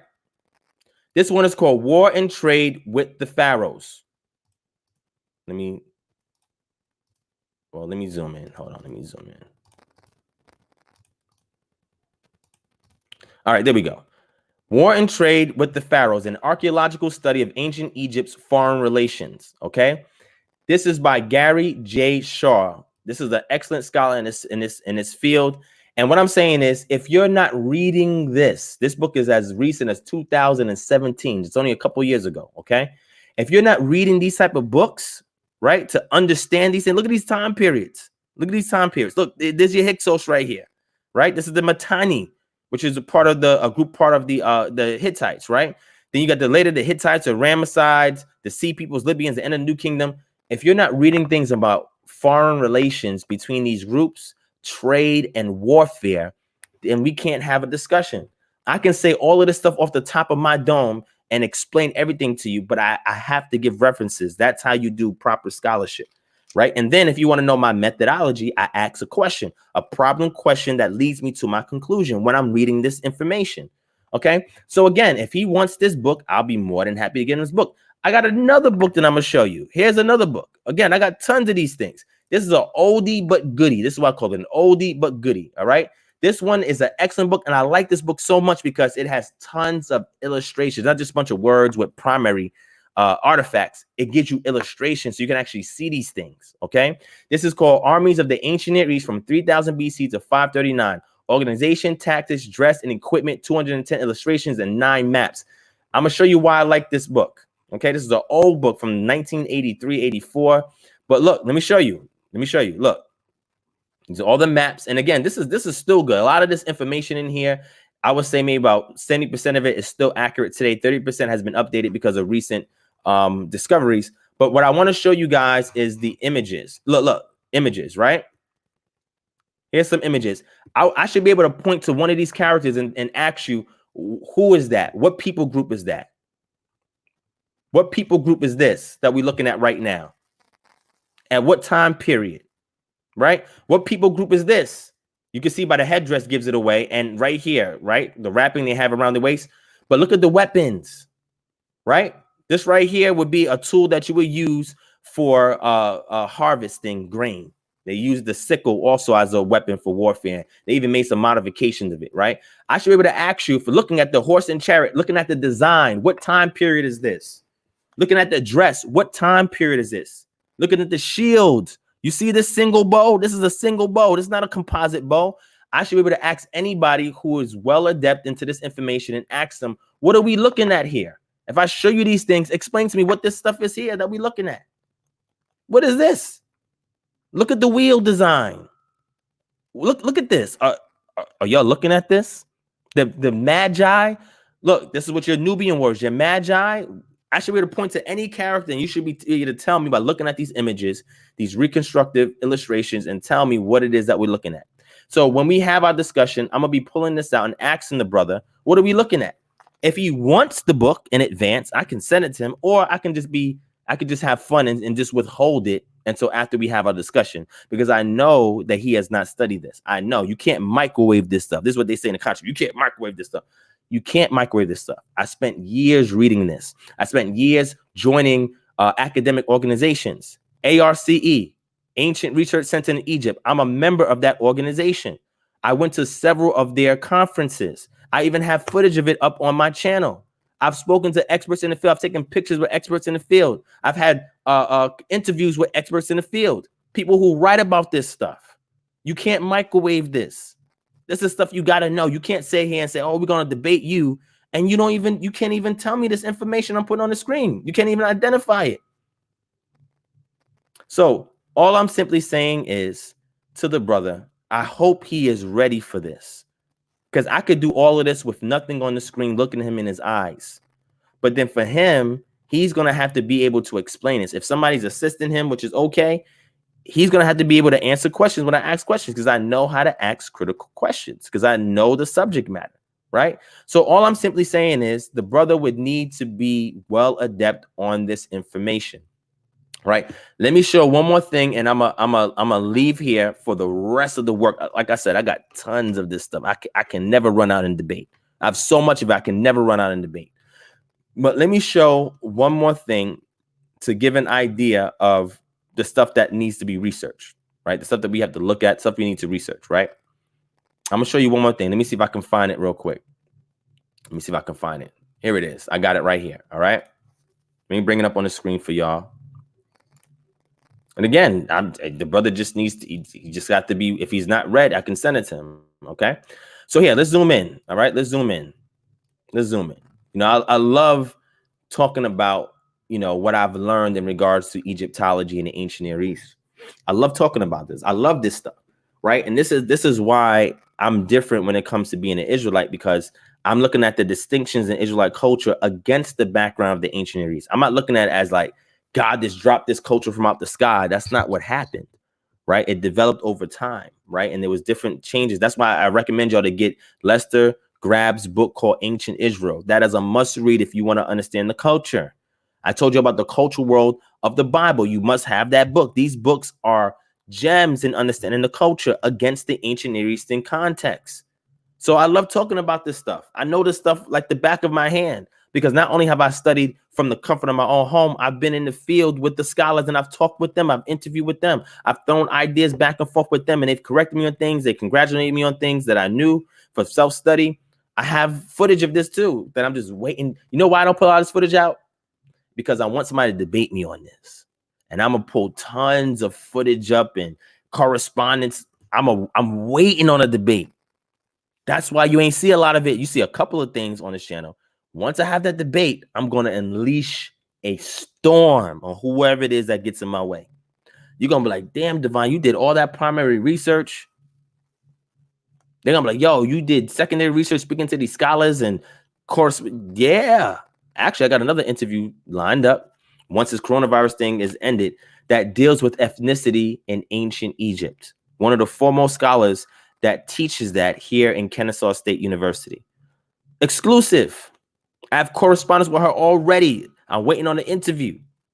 So what I'm saying is, this is something that you can't microwave. You can't just say, okay, I'm gonna join the Nuwapians, and whatever York teaches me, I'm gonna use that as a starting point to learn ancient Kemet. Okay, if you want to do that, that's fine. But I recommend you actually go to the actual excavations and go to where these scholars are at and ask them those questions. I never see these conscious folk there. I don't see none of these conscious dudes when I went to any of these conferences. I even invited Amon Rosquah back in 2017. They never came. I invited them to the conference, the ARCE conference that was in Atlanta. I invited Ankh and all of them. They didn't show up. I got the correspondence. I said, yo, Ankh, come with me. Oh, yeah. He never showed up. I said, yo, it ain't got to be, you could be anybody from Amon Rosquah. None of them showed up. I'm just like, okay, hey, I don't have a problem with that. I'm not trying to come for y'all, but when you come for me, we have the information here. All right. I don't know what y'all talking about in the chat, but Muriel Fall seems like he's a bit fired up. But anyway, so anyway, the reason why I'm showing y'all this is because it says the Egyptian community in Avaris during the Hyksos period. So papyrus Rhine, or the Rhine papyrus, and other papyri which were kept and even written or copied in Avaris suggest strongly that the Hyksos employed Egyptian scribes and perhaps even schools of scribes. It is possible that these scribes were employed during the Hyksos period from the former centers of Egyptian administration, but it's also possible that they were recruited from the Egyptian community in Avaris, which implies that these people were able to keep their Egyptian identity and Egyptian standards of language, culture, and writing. This article investigates to what extent the Egyptian community living in Avaris before the settlement of the Western Asiatic immigrants was able to keep its identity, and under which conditions they were able to survive in Avaris, especially after the takeover by the 15th dynasty, the Hyksos. The answer to this question is a challenge for archaeology and a test for recognizing ethnic markers without the possibility of finding papyri because of poor preservation conditions of organic matters. Now, things are more well preserved in Upper Egypt than it is in Lower Egypt because of the environment. You have more desert in Upper Egypt than you do in Lower Egypt. Upper Egypt is in the south, Lower Egypt is in the north, and that elevation is based on how the Nile flows, because if you go all the way back to Lake Victoria and so forth, which is further south, you'll have a highest elevation in which is the source of the stream of the flood and of the Nile, and its inundation during July, August time period, where the Nuwapians was responsible for ensuring that the Nile flood. So when a person says to me, right, that, you know, oh, you got the Torah and there's a patron deity in there, and I show them the famine stela, you know, the issue was the fact that you had a particular king that had to send Imhotep up the river, which is towards the south, to go find out why the Nile is not flooding, because, you know, these people going to get very agitated. They're going to try to kill me. You understand what I'm saying? So you need to find out why this Nile's not flooding. And he went up there to went up the Nile to the Elephantine Island and was encountered by Khnum, and Khnum was like, yo, y'all not worshiping me correctly. Y'all need to build some temples to me, or I ain't gonna allow the Nile to flood. I don't know how much animism is in that, but okay. So then Imhotep goes back, talks to the king, and tells the king, oh, yo, we're not doing this. We need to start worshiping this deity. So the king then offers, gives offerings to this deity and reconstructs the temple and all that. And guess what? The Nile miraculously floods. Now, is that animism? Or that sounds like some religious stuff right there. I mean, you be the judge. And we can go into the famine stela and break it down. All right. The point I'm trying to make is, if you are not familiar, like I know a little bit of Mechinetia, I know enough to kind of navigate through things. So I can understand. I know a little bit of Akkadian.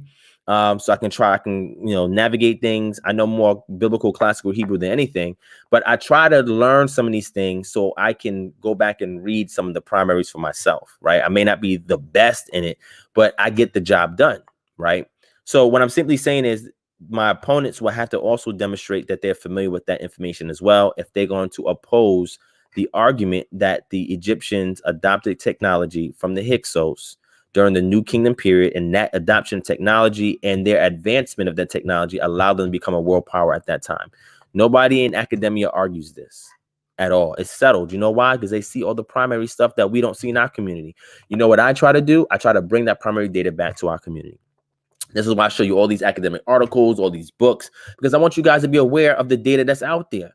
So you don't just, make some happenstance argument against what's already there. Now, if you want to know the minority voices, right, that oppose things, I've read that material as well. So I know the arguments against it. And there's a few arguments that's against it, but it's not the majority, right? So I want him to be able to demonstrate to me, was there a Egyptian community that lived in Avaris? And if so, what did they have weapons too?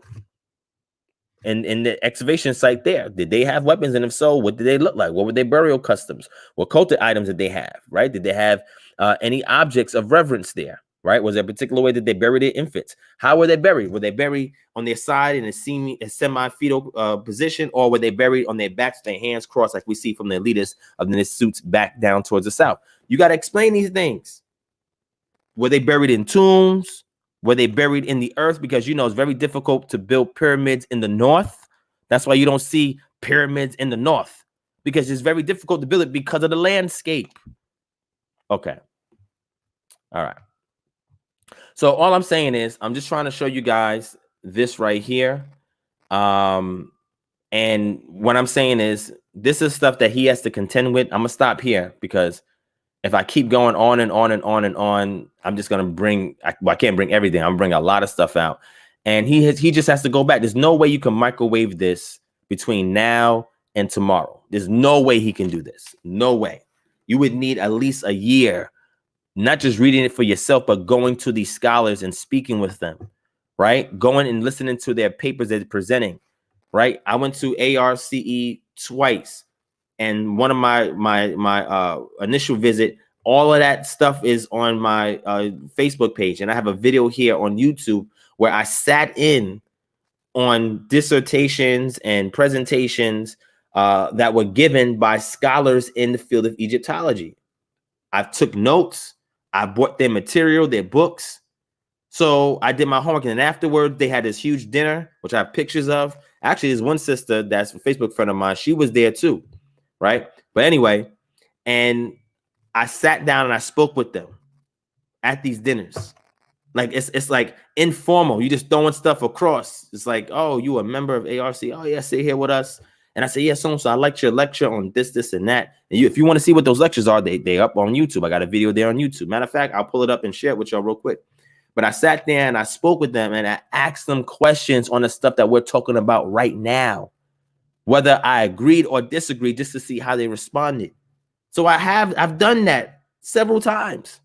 So what I'm saying is, when people want to debate this stuff, I just want to know, how much work did you do with these scholars in the field, questions you've asked them, interviews done, correspondence you have with them, and how much can you expound on in regards to the data? I should be able to show you anything along this subject matter, and you should be able to say, oh yeah, I know what that is. That's this, and that.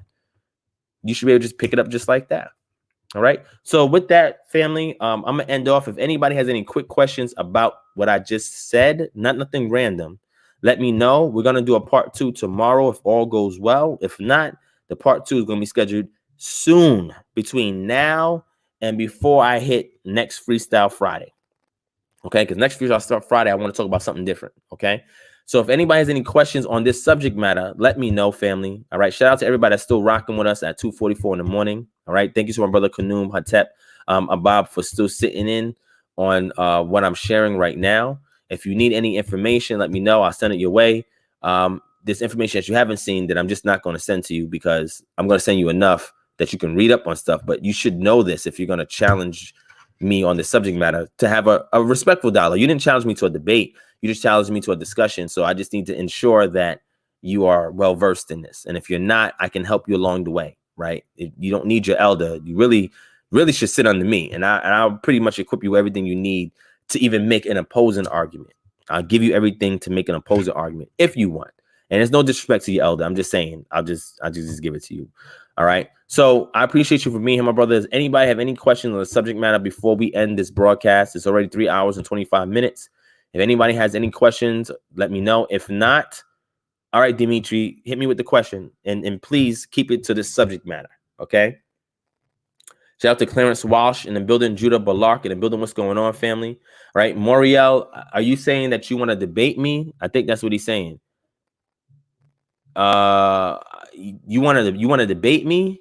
If you need a debate opponent on scripture or evolution versus creation or physics, I'm down. History all looks the same to me. I can't remember who or when to save my life. Well, if you can remember things in regards to evolution and physics, then you should be able to pick up history as well.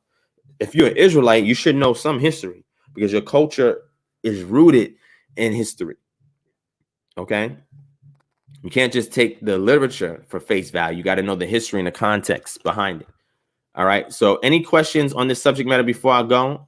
Dimitri, if it's off subject, just email it to me or inbox it to me, and we can talk one-on-one. All right. So nobody else have any questions? All right, family. If you enjoyed this so far, Hyksos, I don't know how many of y'all are interested in ancient Near Eastern history and archaeology and art or whatever. I don't know how many of y'all are interested in that. I love it because it helps me to make sense out of my Israelite culture, right? And you actually need to understand in order to really understand Israelite culture, because there's people that were like conscious people that come to you and just throw random stuff out there. Like, yeah, the deity Yah is Iyah. Or it's sin. This is sin. This is the same deity. Really, son? You really believe that? Okay. All right. So y'all like that? Okay, cool. Yeah, cool. If anybody wants any sources, email me or sign up for our Patreon, right? One of my admins or mods dropped the link for the Patreon in the chat. I have tons of books that I release every week that I put in there on this subject matter. And now I'm releasing more articles for y'all to read up on as well, so you can be well adept at this subject matter. Because again, I've been doing this for maybe 8 years now. I've been researching this stuff for about 8 years, since maybe 2011, 2012, when I was really getting to the ancient Near East. I was doing like Judeo-Christian studies since 2008, 2007. But the ancient Near East, I've been studying for about 8 years, right? Going on 8 years, I've been studying this stuff, and not just studying it by myself. I've taken some courses, online courses from like Oriental Institute and so forth. I've taken courses on this too. Don't think I'm just here just doing anything myself. I'm taking courses, and I go out there where these Egyptologists are at and these Assyriologists. I go where they're at to their functions and conferences, and I wait to after when they let their hair down to ask them questions, right? Because then they're real frank with you. They're very open. This is the work that I've done. So when I hear these things coming from the conscious community about Israelite culture and things about the ancient Near East, I can tell who's really studied and who's not studied. I can tell who's studied in a particular discipline and who's studying interdisciplinary, right? I do interdisciplinary studies. That's why I have to qualify things before I give an answer, because of my holistic approach to something. If you just want to stick to the Bible, okay, we could deal with just the Bible. But if you want to understand my understanding of something, it's holistic. It's holistic. Let me show you another book. Let me give you another good reference of the ancient Near East. Again, you can get these things on my Patreon for free. You don't have to buy them. You don't have to go scour the internet for it, because a lot of these things I paid at my own money for, and I'm allowing it for free viewing to my Patreon, right? Let me give you another book, another good book for you guys to read, okay? Remember I told you about visible language? You need visible language, right? Let me show my screen, right? This book is important. Inventions of Writing in the Ancient Middle East and Beyond. This is extremely important to understanding the written language at that time and the consensus. Now, this book is about 10 years old, and there's other books that was written much later on, right? But you got to understand this right here is still the de facto book in regards to that, right? Not, I mean, you had a lot of development since in the past 10 years, but this is still valid today. And you'll know if you speak to these scholars, you say, visible language. Oh yeah, they'll tell you that's a good source. 4, 5, 6, 7 years later, you need to read this as a starting ground to understand language, right? As far as writing scripts and development of writing scripts. The brother said, yeah, can you use demotic? Well, can you show me demotic in the Middle Kingdom? Can you show me that? Why would you even say demotic when the subject matter deals with the Middle Kingdom going into the New Kingdom and you bringing up demotic? Do you know when demotic arose? You wouldn't even mention demotic. Where is that coming from? Do you even know how that script came about? Now, if you said hieratic, okay, you said hieratic and demotic. You should have just threw demotic out. That's how I know you just throwing stuff out there. You know about the hieratic, but you just threw the demonic out there. I don't know if that was a trick question or whatever. Come on, I'm more seasoned than that. That don't work on me, all right? But yeah, you need to get visible language. Again, if you go to my Patreon, I have these books available, or you can pay for them yourself, buy them yourself, right? Keep it in your own library, right? Or scour the internet for them if you want, right? But a lot of my books I paid for, okay? And let me show you one more. Oh, you want to see the leopard riders? Yo, DC's is crazy. You want to see the leopard riders? All right, cool. When I show you this, you're going to be like, yo, that was in an Egyptian throne room? Hell yeah. All right, hold on. Let me give you another book. You know, for people that say that Israelites are not, they don't study, they don't get real resources, and they don't do the work in the field with the scholar. Yeah, we don't play games. Shout out to even Zion Lex going to the museums, right? I don't know what y'all think this is. You think that all Israelites are just on the street corner just shouting. I think that's what some of them think in their mind. There's a lot of us behind the scenes that's doing a lot of the legwork. You just haven't encountered us yet because we're the minority. That's why here with KHM, we're trying to reconstruct and restore this ancient Israelite culture. You have to do all this type of research in order to do that. And once you fully reconstruct it, how do you restore it so that way it's applicable today and you can yield the same result that they got back then? That part is another science in itself. That's why I say you can apply the scientific method to prayer if you understand how prayer is done and what its function is. Okay. All right. So, all right. So let me show another book real quick. Let me show you another book real quick, and then we're gonna get to the leopard riders. Man, y'all really want to see these leopard riders? I'm telling you, man, this is crazy when you see these leopard riders, man. But here, let me show you another book that's really good as well, right? Another book that's really good. Let me bring it up. Let me find it. All right. Where is it at? All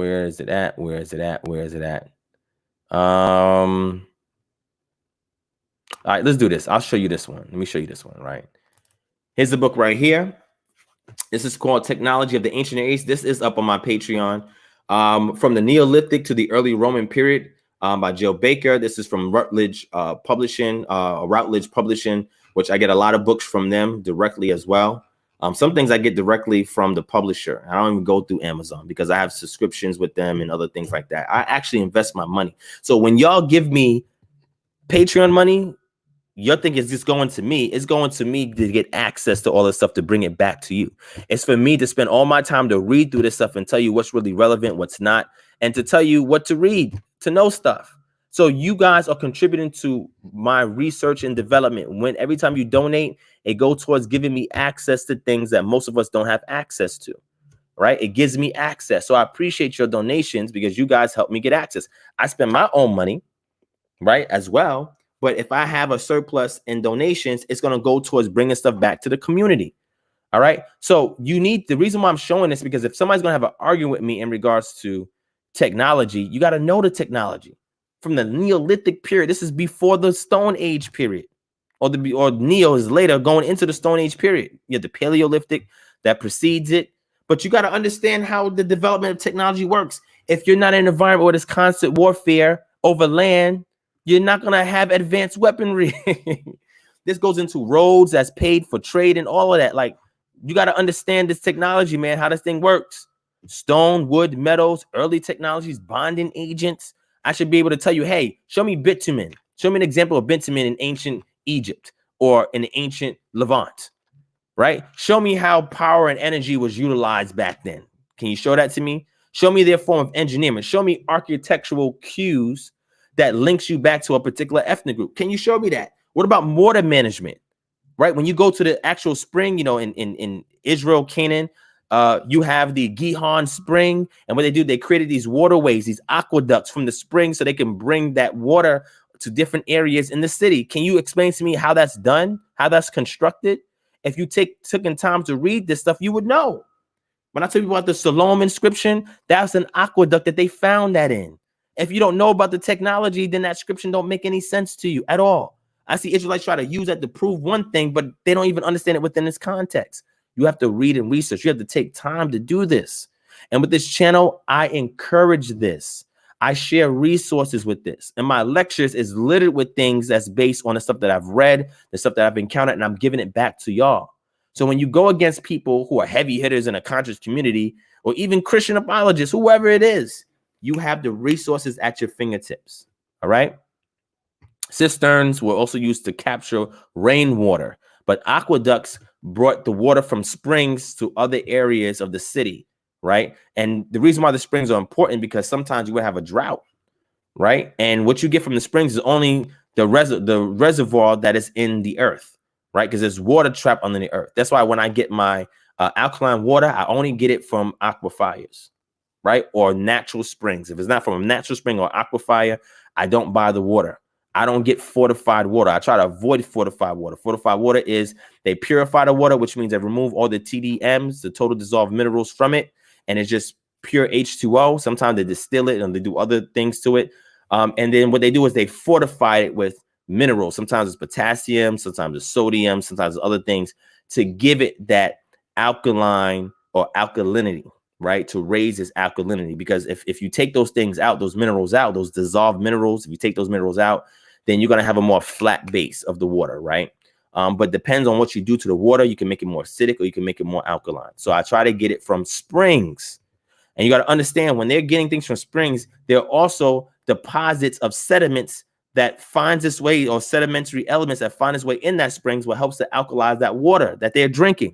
So even when they use the springs, they were drinking water that was alkaline, better than tap water that we getting right now. Our tap water has been fortified with fluoride and other items, right, to help with your teeth and to kill microbes and so forth. Okay, so let's get to the leopard riders, and I'm gonna close out with this. Y'all want to see these Grecian characters on leopards in a throne room in Egypt? Man, y'all really want to see that? I've been trying to bring this out for a long time. They don't want to see none of this stuff. Let me show it to you. Let me look it up on my cloud storage.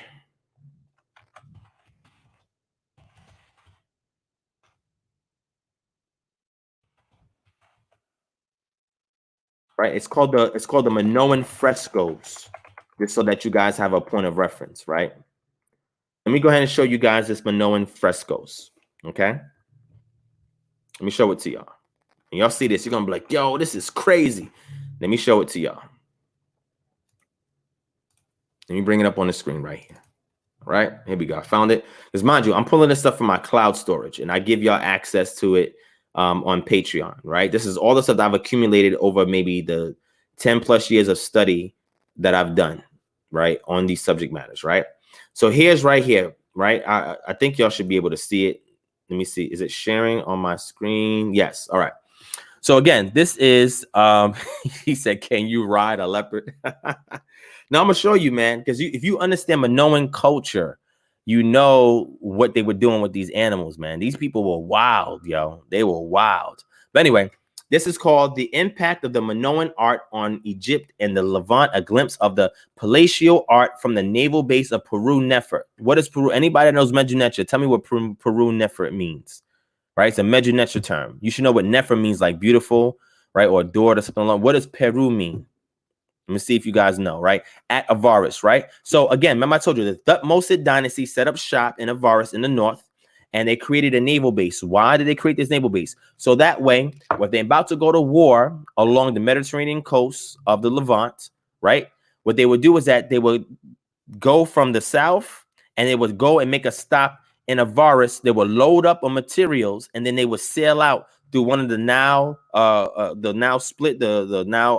Delta rivers out into the Mediterranean, and they would sail off with these resources that they got from Avaris and sail off into the coast of the Levant region and wage warfare or whatever that they're doing. So they would stock up on resources there. Now, from there, we've seen that there was still Asiatic communities and Nubian communities that was still there during that time. That's why when you see my lectures, I teach that the Israelites are not the Hyksos, and the Israelites was there before and after the Hyksos. And I show you that Asiatic community that was still being sustained there that then later exited out. I showed y'all this. I've done the lecture. It's called Crows on a Straw Man, where I brought this information out, right? But let's look at these leopard riders. Let's keep going. Let's keep going. Show this to somebody who subscribes to Ancient Kemet, man. Look at this. Let me show you these leopard riders, right? So watch. You want to see these guys riding on the leopards, right? Hold on. Let me see. Is this the one where they ride on leopards? No, this is not the one where they ride on leopards. Hold on. This is the other one. Let me bring it up for you. Hold on. I got it. Hold on. I got you. Give me a second. Give me a second.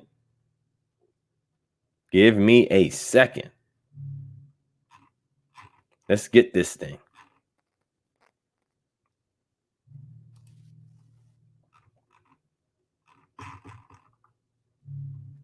Here it is. Wait, is this it? Let me see. I got all these files, man. Damn. Let me see. Hold on, family. Give me a second.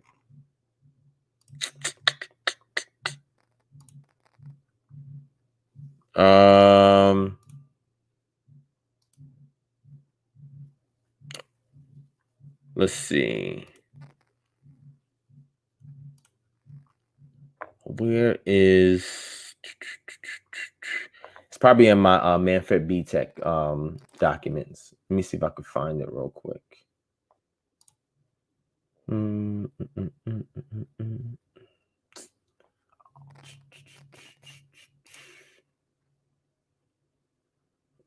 Where is it at? Because they were riding bulls and interfacing with leopards, and I want to show you so you can see these frescoes, which is like wall paintings. I want you to see these frescoes through the excavation report, because you can look this up online and find it. But I want to find my excavation report that I had of this so you guys can see it.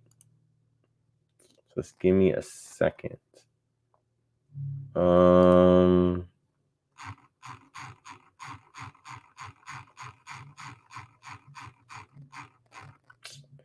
Where is it at? Hold on, family. Hold on. Mario's crazy. All right. I can't find it right now. But what I will do is I'll wait. I mean, if you look here, this is it right here, but it's not really clear. This here, they're riding bulls and so forth, the bull leaping. There's also ones, the full rest of the frescoes where they show you the recreation of the leopards and the Minoans running with the leopards as the leopards are hunting these bulls. Okay. This is not showing all the art, and I'm trying to find the one that shows all the art. But when you look at the remnants of the plaster that they have left, you see the pale skin of these individuals that is here doing all of this up here that you see, which is not really clear. All right. They have really pale skin. They're from Greece, right?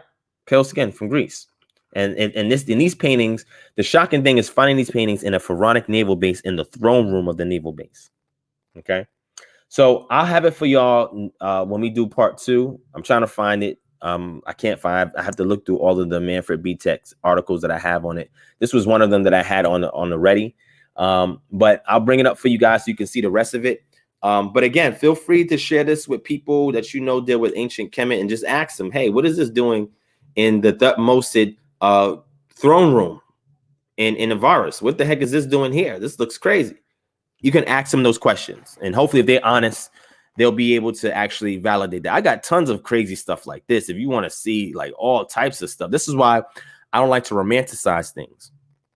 I'm very honest what you find in these cultures, whether it's in the Levant, Mesopotamia, ancient Egypt. I don't romanticize. Even Israelite culture, I don't romanticize it. I don't sensationalize. I tell you what it is. This is what happened. This is why people get mad at me. When I tell you about the terracottas and them having terracottas, and then all of a sudden when Hezekiah's reform and Josiah's reform starts to happen, and then when later we get Deuteronomy that's written, close to exilic or post-exilic, where now it's different than what we see in the book of Exodus in regards to hewn things out of stone, wood, and metal. You see the development of these things.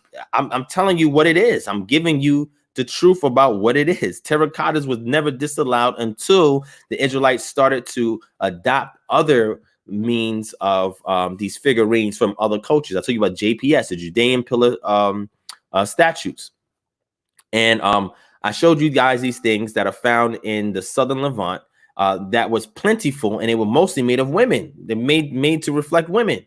So when you see these Israelites that say, oh, I'm Judah, and they're misogynistic, I'm like, damn, y'all don't know about the JPSs that's found there? Like, they made all these statuettes of women. Not just the women, the men made them too.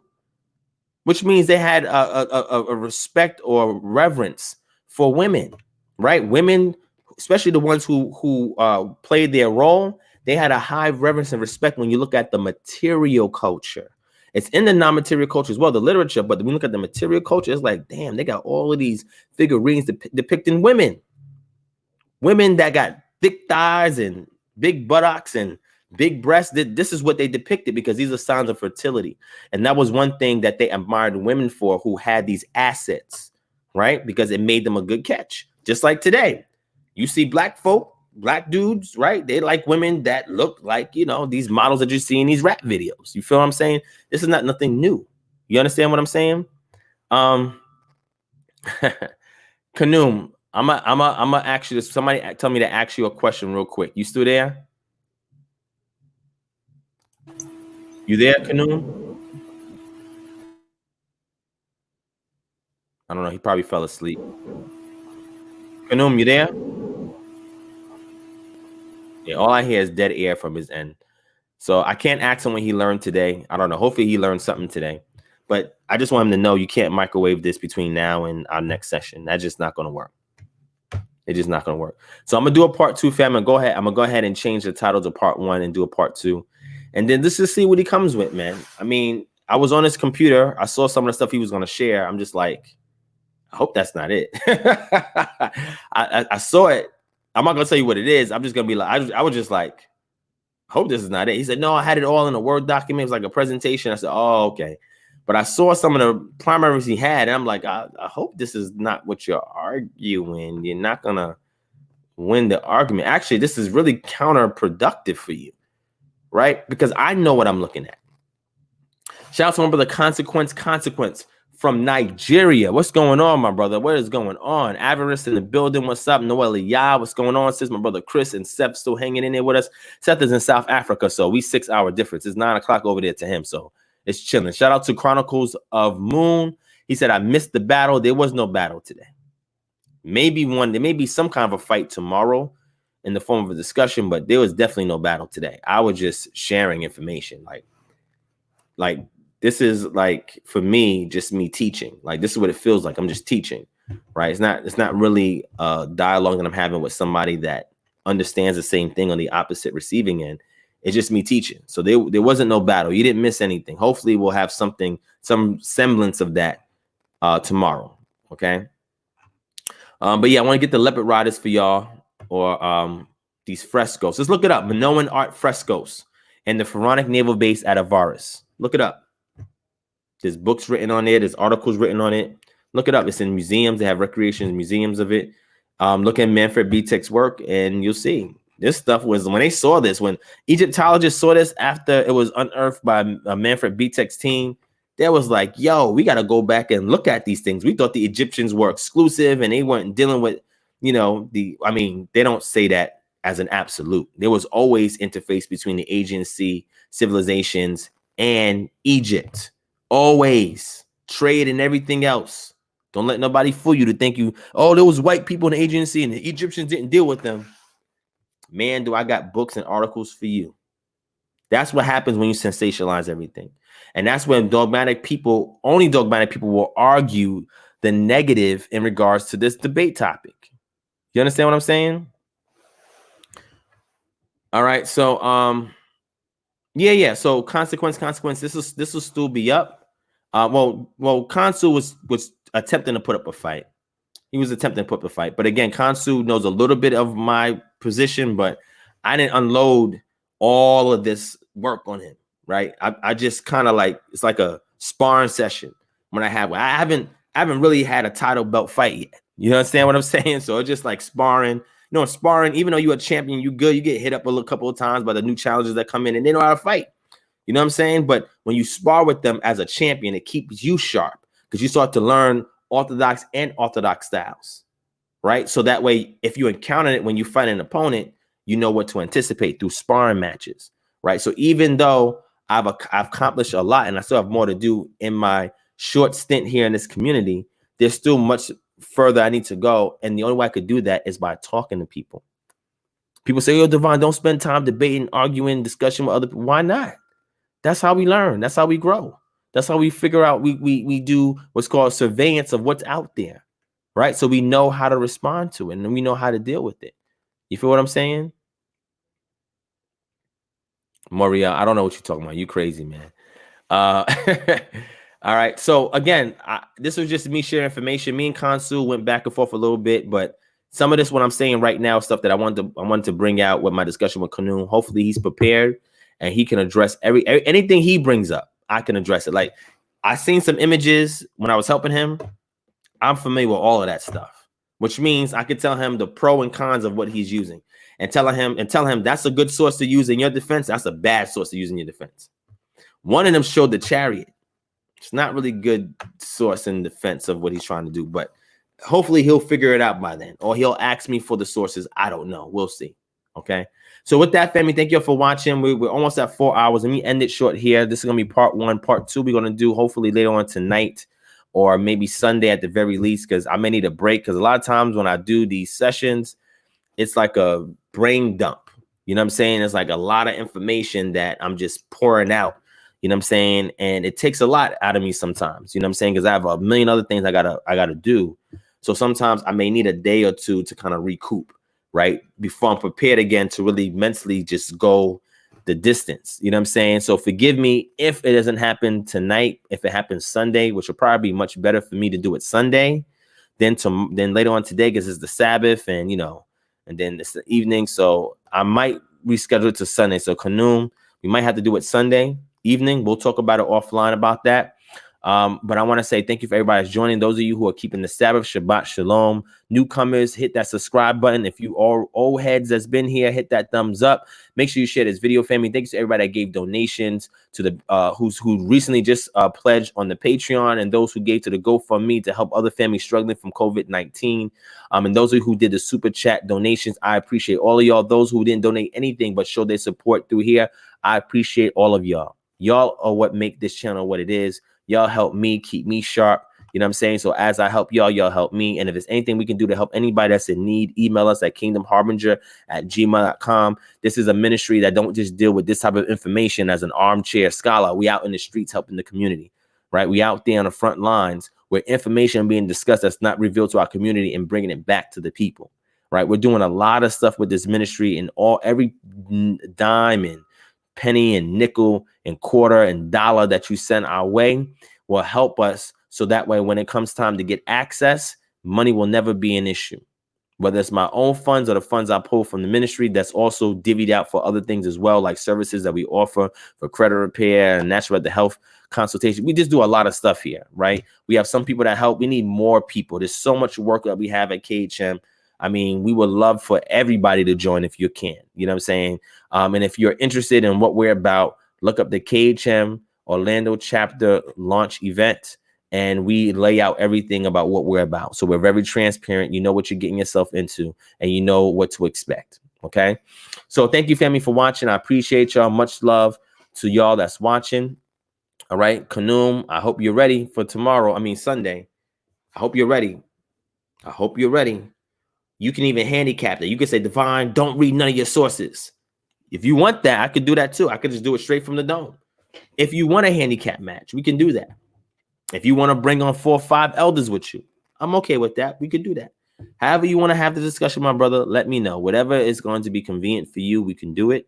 And I'm not saying this to brag. I'm just saying this because I can tell when I speak to somebody who knows and who doesn't. If it was somebody that knew, I'd have to be 100% on point.